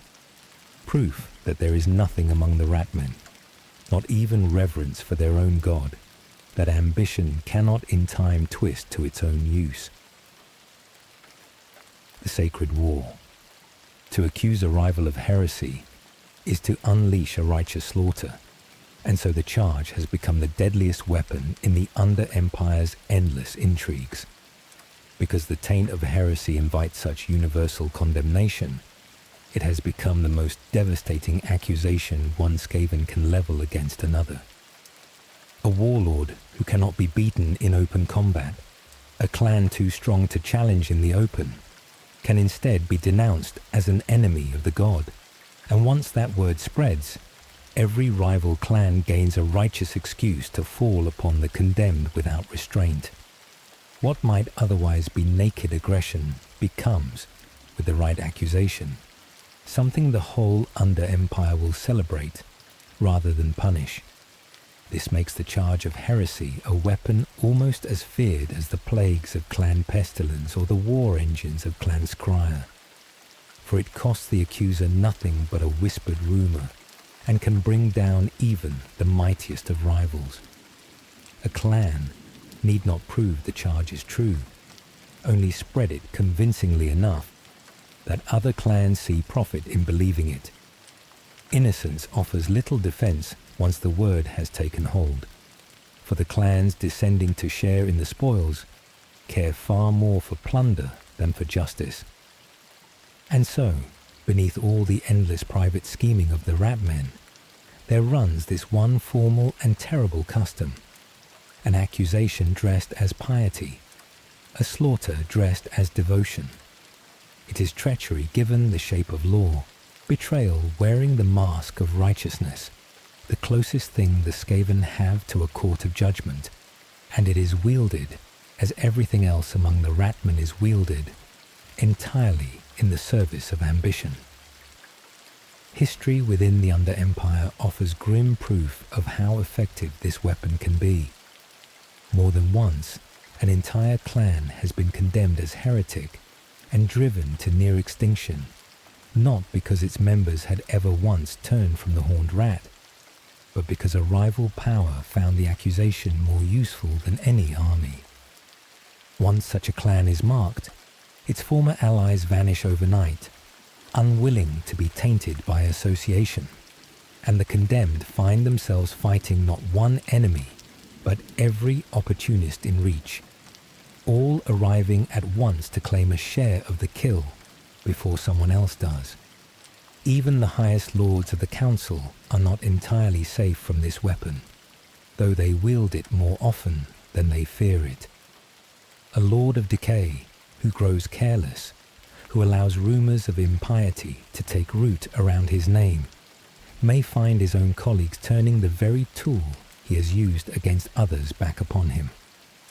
The sacred war is, in this sense, a knife that lies ready in every hand at once, as dangerous to whoever last picked it up as to whoever it was aimed at. A fitting instrument for a people who trust no one, least of all themselves. The craft of the lie. Skaven history is not a record of what happened, but a monument to what each teller wishes had happened, rewritten endlessly in every clan's favour. Ask 10 Skaven to recount the same battle, and one is likely to hear 10 different tales, each one casting the speaker as its unsung hero, and some hated rival as the architect of every failure. Defeats become secret triumphs. Blunders become another clan's sabotage, and the humiliations that any honest history would record are quietly erased, replaced with boasts too grand to be believed and repeated anyway. This is not occasional exaggeration. It is the ordinary way the Skaven speak of their own past, and everyone who hears it understands the game even as they play along. The purpose of all this fabrication is rarely to convince outsiders, for other Skaven see through the boasting easily enough. Its true purpose is to shift blame before blame can be assigned, to plant the seed of a rival's incompetence in the minds of those who might otherwise ask uncomfortable questions of the teller. A warlord who loses a battle has already, by the time news reaches the council, prepared 3 separate accounts naming 3 separate scapegoats, ready to offer whichever proves most convenient once he learns who is listening. Over the long ages, this habit has left the Skaven with what amounts to no reliable history at all, a past assembled entirely from self-serving fragments that no 2 clans can agree upon. Even the Grey Seers, who might be expected to keep truer records as custodians of the horned rat's will, are rumoured to embellish and revise the past whenever it suits their present standing. The Skaven are, in this one peculiar sense, a people without a trustworthy memory, their whole history a shifting tapestry of claims that serves the teller far better than it serves the truth.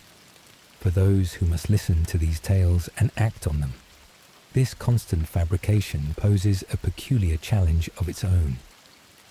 A council weighing whether to punish a failed warlord cannot take his account of events at face value, for it is certain to be flattering, but neither can they trust his accusers, whose testimony serves their own ambitions just as plainly.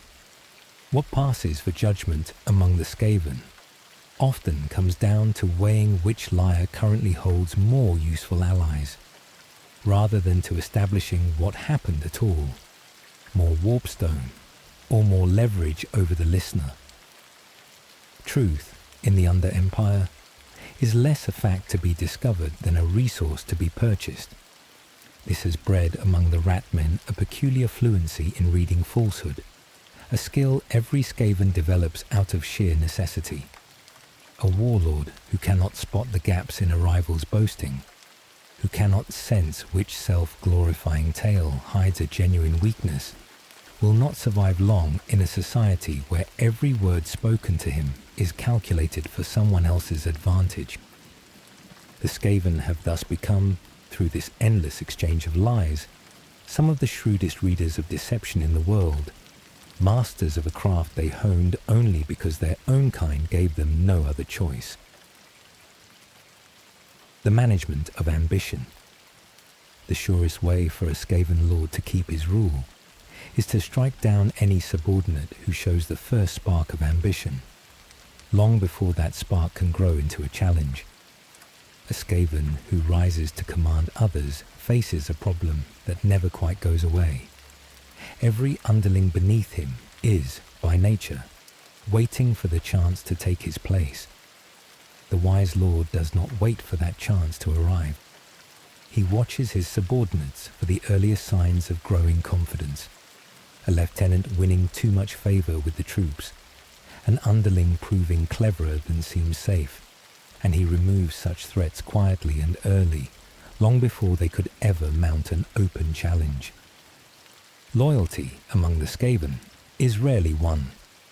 It is manufactured by pruning away anyone capable of offering an alternative.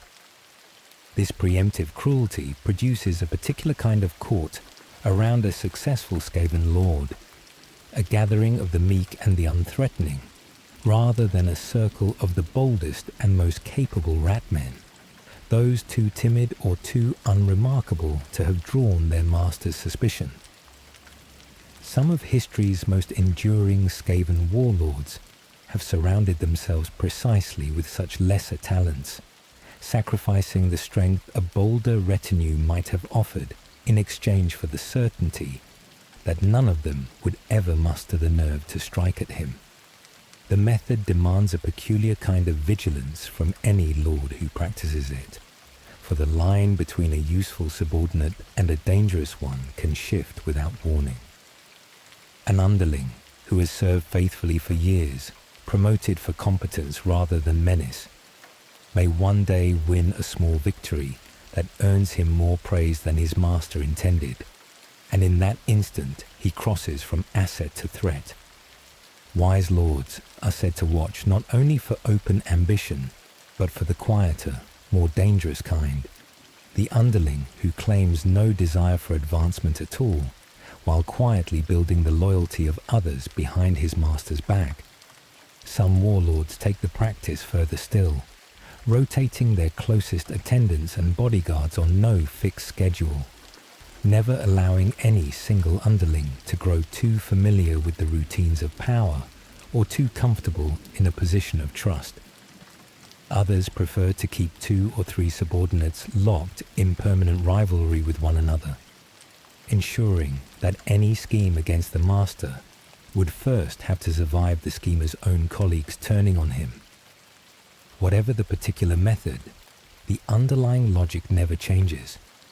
An ambitious Skaven kept forever off balance, forever watching his fellow underlings rather than his master, is far less dangerous than one left free to plot in peace.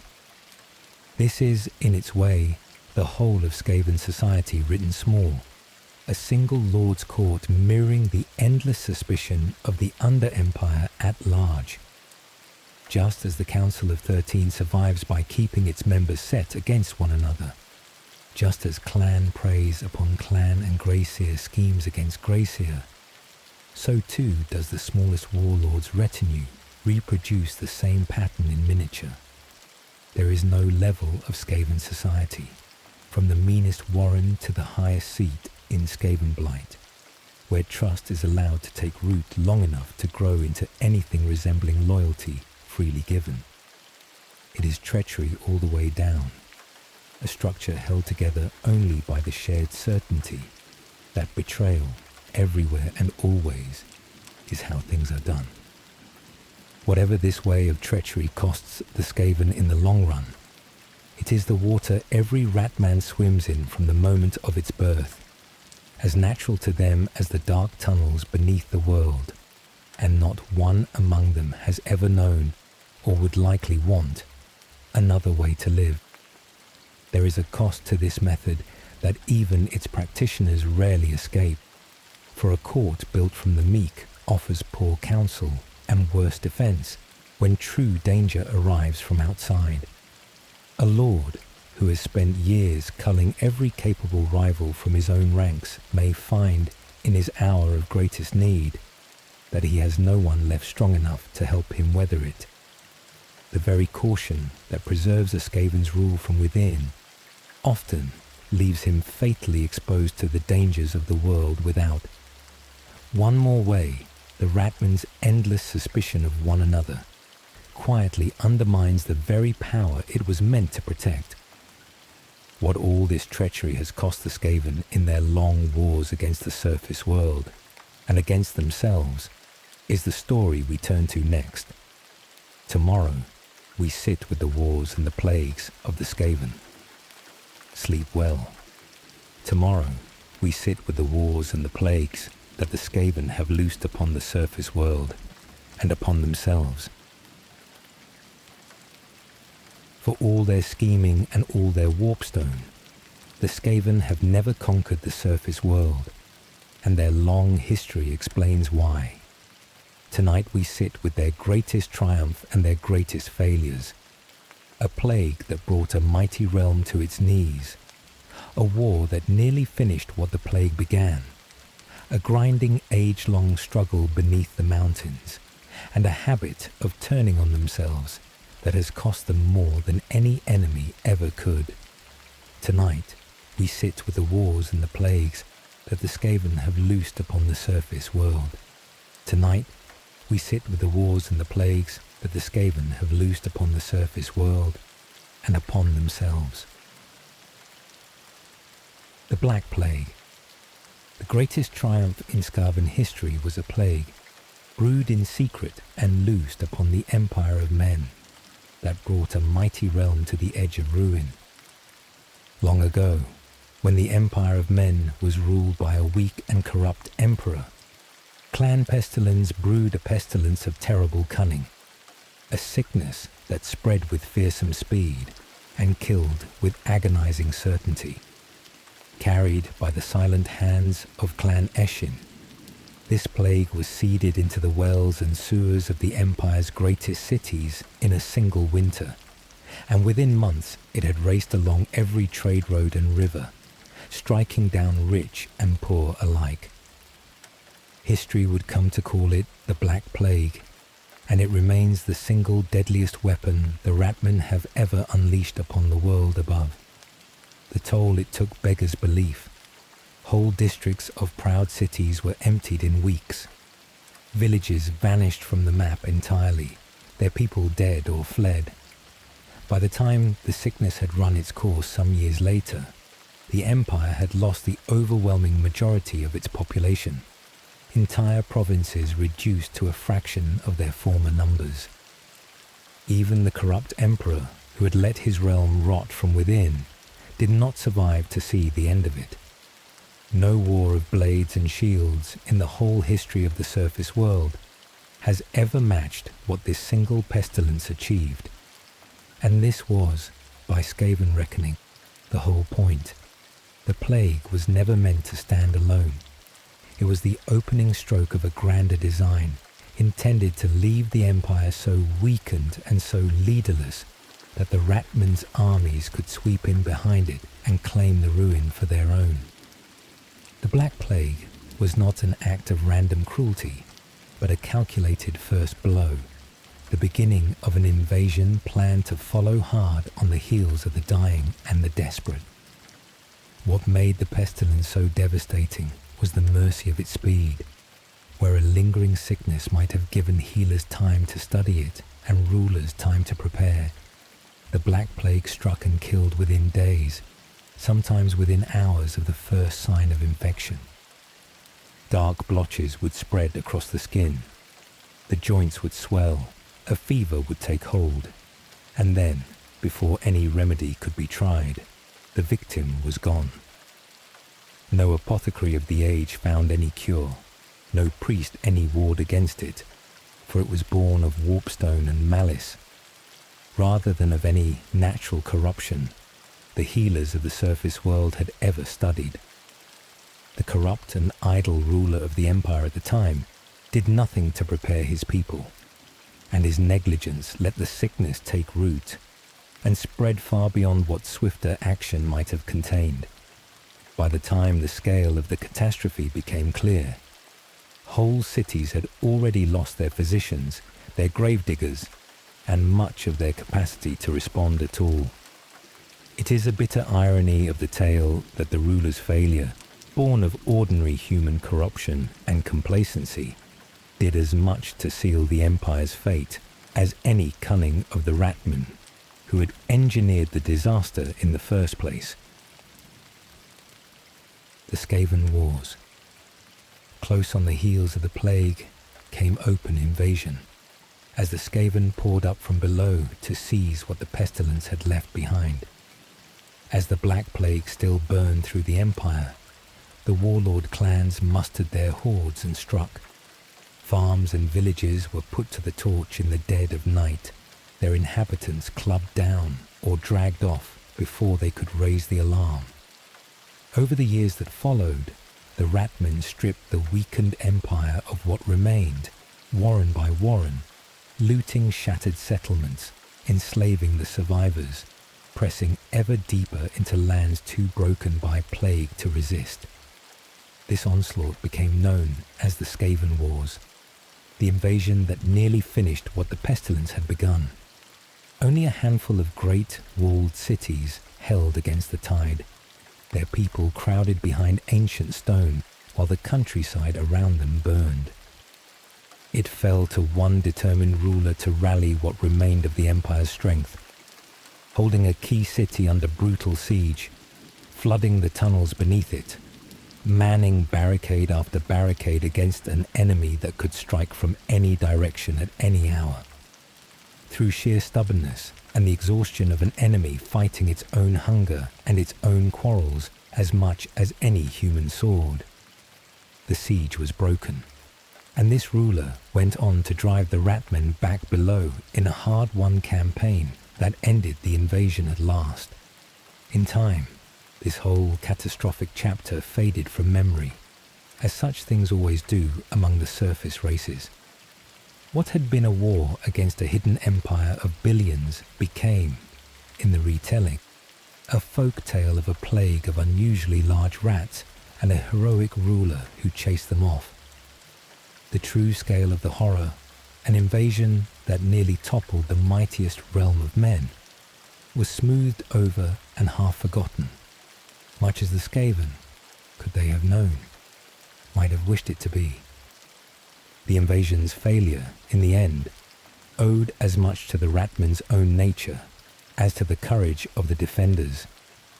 Even as the surface world burned and starved, the warlord clans who led the assault began to quarrel over the division of loot and captives, each certain that his forces deserved the largest share of a conquest not yet complete. Supply lines meant to feed a horde numbering in the countless thousands broke down amid clan rivalries, and more than one promising assault stalled or collapsed entirely because two warlords could not agree who should lead it. The Empire's defenders were saved as much by their enemies' endless internal treachery as by any battle won on open ground.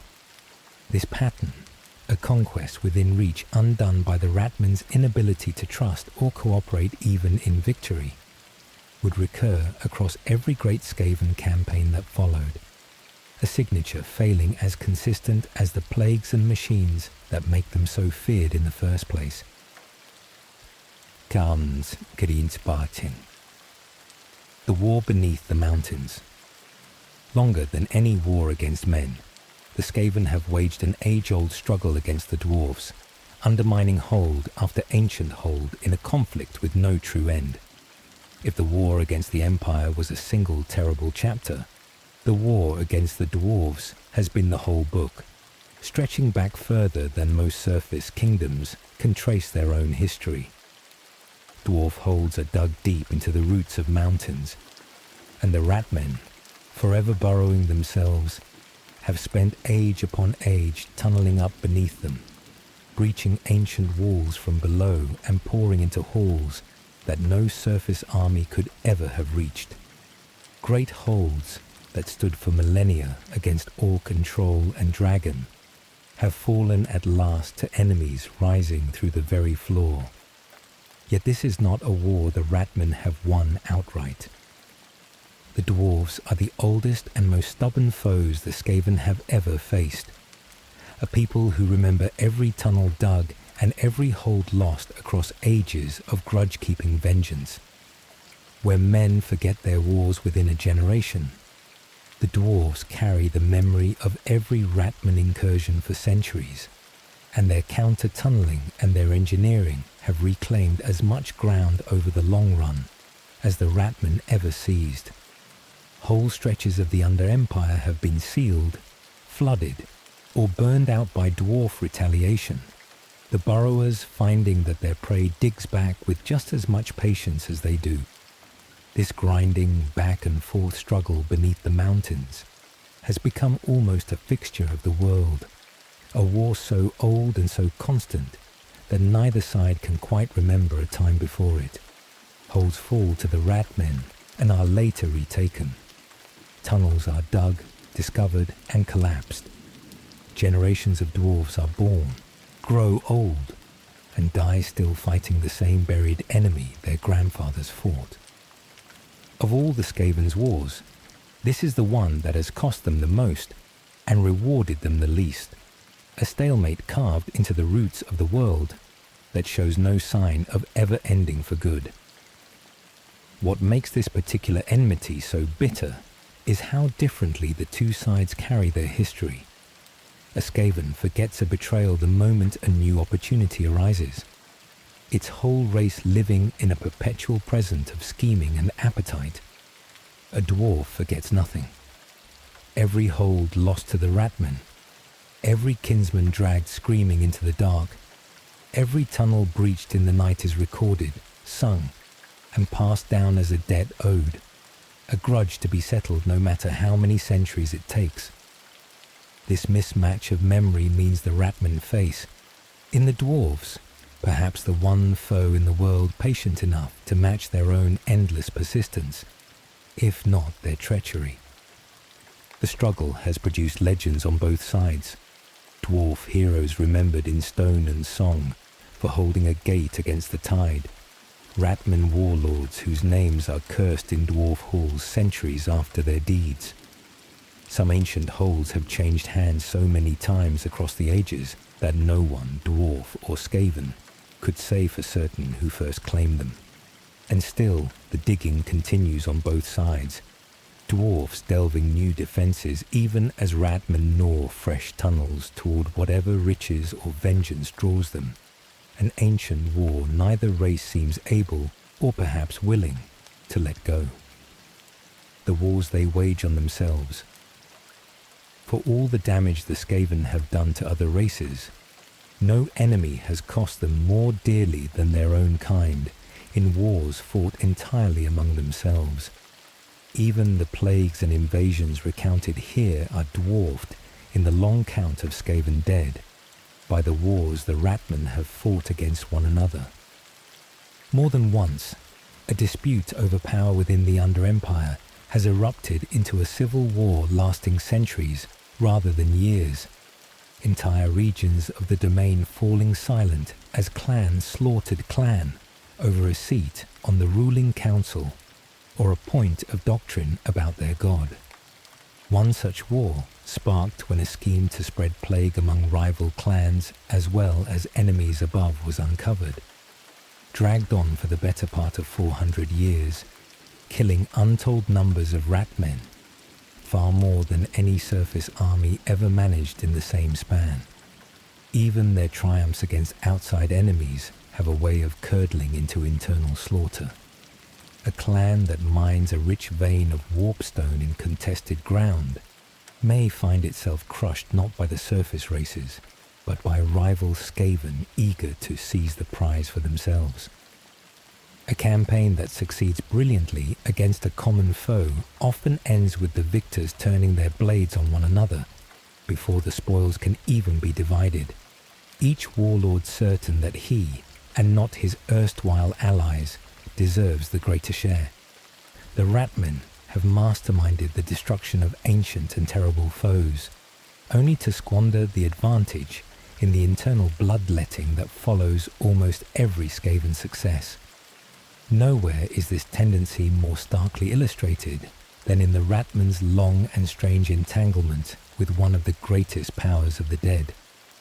Drawn by the promise of warpstone deposits beneath a mountain long claimed by a terrible necromancer, one Skaven clan mined and grew rich for a time, before the necromancer himself descended upon them and annihilated the clan in a single night, leaving nothing behind but silence where a thriving warren had stood. Later ages saw the ratmen return to that same mountain in force, this time with grander ambition, and by treachery and numbers and dark craft, they are said to have played a hand in striking down that same undying lord, a rare instance of the Skaven achieving something no army of the surface races had ever managed against him. Yet true to their nature, the ratmen could not hold what they had won. The council that orchestrated this triumph fell to squabbling over the spoils of the mountain, even as the necromancer's power began, in time, to stir again.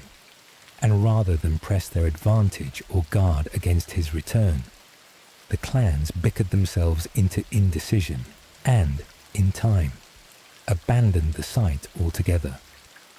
A victory that might have crowned the Skaven as conquerors of one of the world's oldest and most dreadful powers instead dissolved. into the same pattern that has haunted them always. A triumph seized and then squandered, because holding a prize together has always mattered less to the ratmen than denying it to a rival. There is a bitter lesson written into this pattern, one that echoes everything we have already seen of the ratman's nature. Given a choice between securing a hard-won gain and seizing a chance to best a rival, the Skaven will choose the rival every time, whatever the cost to the race as a whole. Their wars against men and dwarfs and other ancient enemies have won them plagues and conquests and grim victories enough to fill any history. But it is their war against themselves, waged without pause since long before any surface record began, that has done more to keep them from ruling the world than any army the surface races could ever field. What all of this adds up to, and what it means that a race so vast and so terrible has never claimed the dominion it craves, is the story we turn to next in the final part of our telling. Tomorrow, in the final part, we sit with the doom beneath the world and the meaning of the Skaven. Sleep well. Tomorrow, in the final part, we sit with the doom beneath the world and what the endless scheming of the Skaven means. We have followed the Skaven from the darkness of their origins to the sprawling under-empire, from the cursed stone that fuels their every work to the great clans and the council that rule them, from their endless betrayals to the wars that have bled them for age upon age. Tonight, in this final part, we come to what it all means. A race vast enough and cunning enough to inherit the world, and forever kept from doing so by the very nature that makes them what they are. Tonight we sit with the doom beneath the world, and what the endless scheming of the Skaven means. Tonight, in this final part, we sit with the doom beneath the world, and what the endless scheming of the Skaven means. The doom they cannot escape. The Skaven possess everything they would need to conquer the world, save the one thing that would let them use it, the ability to trust one another. Consider what the ratmen have. They breed in numbers beyond any surface race, filling the dark with multitudes that could drown a kingdom in a single tide.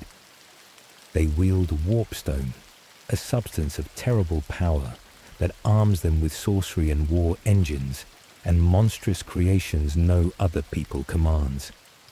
They have carved an empire beneath the whole world, hidden from the eyes of those they mean to devour, striking from below where no wall can keep them out.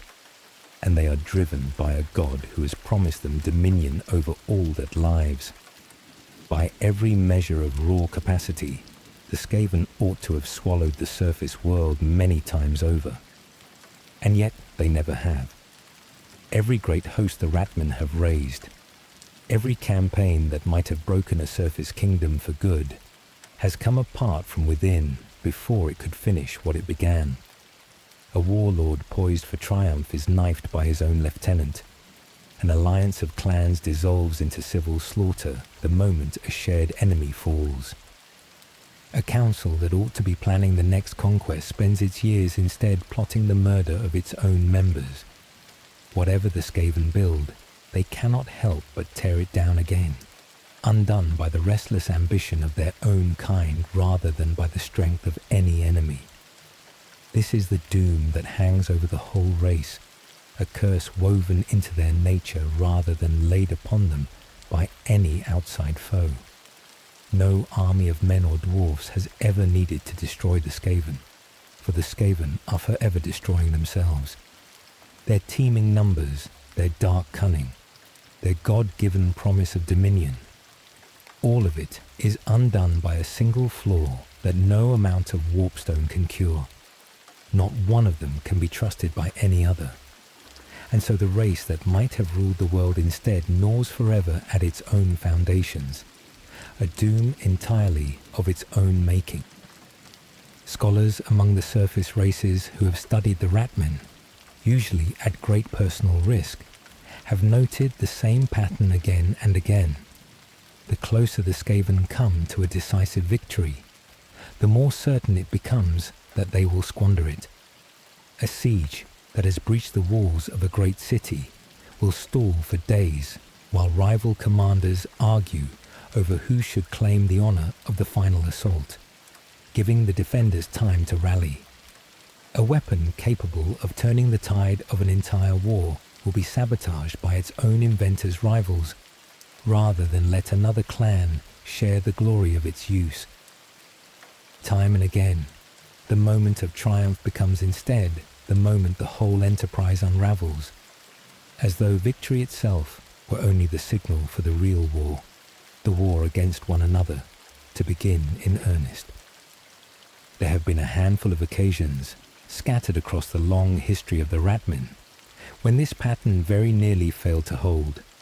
Rare moments when fear of annihilation or the promise of overwhelming plunder proved briefly stronger than the usual appetite for betrayal, and the clans acted as something almost like a single force. Even then, unity rarely outlasted the crisis that produced it. Once the immediate danger passed, or the immediate prize was claimed, the old suspicions reasserted themselves within seasons, and the alliance dissolved back into its constituent schemas. The Skaven have shown in these rare glimpses that they are capable of cooperation when the alternative is annihilation. What they have never shown is any capacity to sustain it once the knife is no longer at their own throats. Arnson, the shadow beneath the world. Though the Skaven have never conquered the surface, and they remain its permanent and inescapable shadow, a threat that can be beaten back but never destroyed. If the Skaven cannot unite long enough to claim the world, they can at least be counted on never to vanish from beneath it. Kill 1,000 ratmen in a single battle, burn 100 warrens to ash, and the Under-Empire scarcely notices, for its multitudes breed faster than any surface army can kill them. Break one clan utterly, and 3 others expand into the space it leaves behind. The Skaven cannot be exterminated the way an ordinary enemy can, for their true strength lies not in any single host, but in the vastness of the dark that shelters them, and the speed with which they refill whatever is taken from them. And so, the surface races have learned, across long ages, that there is no final victory to be had against the ratmen, only a kind of endless containment. A hold that drives the Skaven from his deepest tunnels this generation may find them gnawing back into the stone within a few more. A city that roots out a nest of clan rats in its sewers this year may discover a new infestation within a decade. The Skaven are less a war to be won than a weather to be endured, a permanent pressure from below that never entirely goes away, no matter how many times it is beaten back. They are the shadow beneath every surface kingdom, patient and undying, always there even when unseen. There is something almost fitting in this, a shape that matches their scattered and treacherous nature. A race that could never wholly unite could hardly be expected to suffer a single, final defeat either, for there is no single Skaven nation to break, no one throne to topple, no single army whose destruction would end the threat for good. The Under-Empire is not a kingdom that can fall in one battle. It is a condition of the world, an infestation as much as an empire, and it will likely gnaw on beneath the surface for as long as the world itself endures. The surface races have, over long ages, learned to live with this uncomfortable truth in ways both practical and superstitious. Dwarf holes maintain permanent listening posts and sealed lower levels precisely because they know the tunnels will return, however many times they are collapsed and salted. Old wives in border villages tell their children never to leave food uncovered or wander alone near old wells, half believing and half mocking the tales of ratmen, even as they follow the old warnings anyway. Entire professions exist solely to hunt for the telltale signs of Skaven infestation before it grows too deep to root out. Gnaw marks in strange patterns, the faint green tint left by careless handling of warpstone, the particular silence of rats that have stopped behaving like rats. None of this ends the threat. All of it merely keeps the threat at a survivable distance, an uneasy truce with a danger too vast and too well hidden ever to be finished. And so the relationship between the surface world and the Under-Empire has settled, whether either side admits it or not, into something closer to an ecology than a war. The Skaven prey upon the edges of civilization, the way vermin have always preyed upon granaries and cellars, and civilization defends itself the way it always has, through vigilance rather than extermination. Great victories are won, terrible defeats are suffered, entire wars rise and fall across the centuries, and still the fundamental balance holds. The surface endures above, and the ratmen endure below, neither able to finish the other, both bound together in a struggle that has outlasted every empire either side has ever built. The life of a single ratman. Beyond the fate of the whole race lies the fate of the single Skaven, and it is a fate as grim as the doom of its people. Step back from the sweep of armies and councils and consider what it is to live a single Skaven life. It is a life without rest, for no clan rat can ever be certain that the fellow beside it does not covet its place, its rations, its warpstone, or its very life. It is a life without real friendship, for even the closest allies among the ratmen are bound by calculation rather than affection, ready to turn on one another the instant it becomes profitable. Every meal may be poisoned, every alliance may be a trap, every whispered promise of advancement may be the bait in someone else's scheme. And it is, for nearly all of them, a life that ends badly. The great mass of Skaven die unmourned and unremembered, crushed in some internal purge, sacrificed to feed a rival's ambition, or discarded once they ceased to be useful to whichever master they served. Even the successful ones, the warlords and Grey Seers and clan lords who claw their way to real power, rarely die of old age. More often, they are murdered by the very underlings who once served them, victims of the same treachery they themselves practiced without hesitation for a lifetime. To be born a Skaven is to be born into a war that never ends, fought not against some outside enemy, but against everyone around you, for as long as you live. And yet, almost without exception, every single one of them believes it will be the exception. Each clan rat, each warlord, each priest of the horned rat is certain, in the depths of its scheming heart, that it alone possesses the cunning to rise above the treachery that consumes all the rest, that its rivals will fall to betrayal while it survives to claim the greatness it was always destined for. This certainty never wavers, no matter how many of their fellows they watch fall to the very same delusion. It is perhaps the cruelest joke embedded in the whole nature of the Skaven.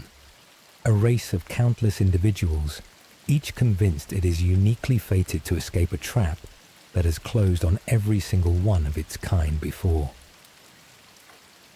What the Skaven mean. So we come to the end, and to the meaning of the Skaven, a race whose greatest enemy has always been itself. The story of the Skaven is not, in the end, a story of a conquest achieved, or even seriously attempted. It is the story of a conquest perpetually deferred, a doom that hangs forever just out of reach because the very qualities that make the ratmen dangerous also make them incapable of finishing what they start. They were shaped by a god of ruin and treachery, and they have become the living proof that treachery, however useful in the moment, devours in the end even those who wield it best. In a world of grim and towering horrors, where great empires clash and ancient evils stir, the Skaven occupy a stranger place, not the mightiest threat, but perhaps the most enduring one, a peril that can never be answered once and for all, because it has no single heart to strike. Other powers rise towards some final reckoning, some last battle that will decide their fate one way or the other.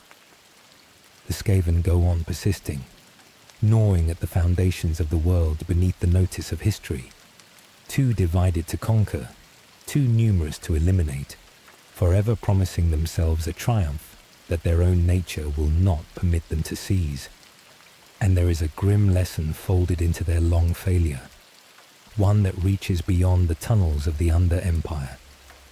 A power built on nothing but appetite and betrayal may grow vast, may grow cunning, may grow strong enough in principle to take almost anything it wants, and still find itself undone from within, again and again, by the very hunger that built it.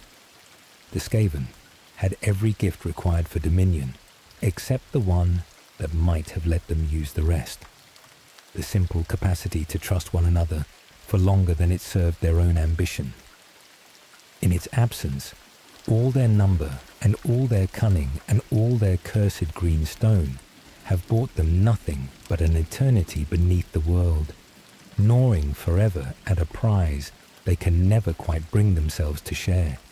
Perhaps this is the truest horror the Skaven offer, stranger than any single plague or war or monstrous creation birthed in their laboratories, that they will almost certainly never rise to devour the world above, however often they threaten to, and that this failure will never bring them any closer to peace with themselves or with one another.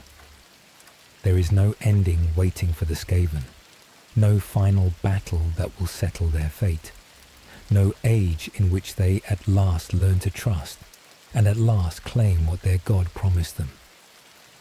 There is only the same pattern, playing out below the surface of the world for as long as the world lasts.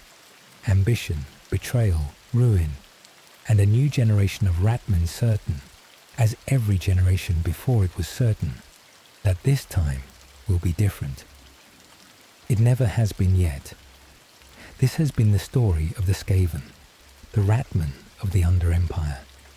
From the children of the horned rat and the hidden realm they built beneath the world, through the cursed stone that fuels their every work, through the great clans and the Council of 13 that rule them, through the treachery that is their nature and the wars that have bled them across the centuries, to the doom that keeps them forever short of the dominion their God has promised.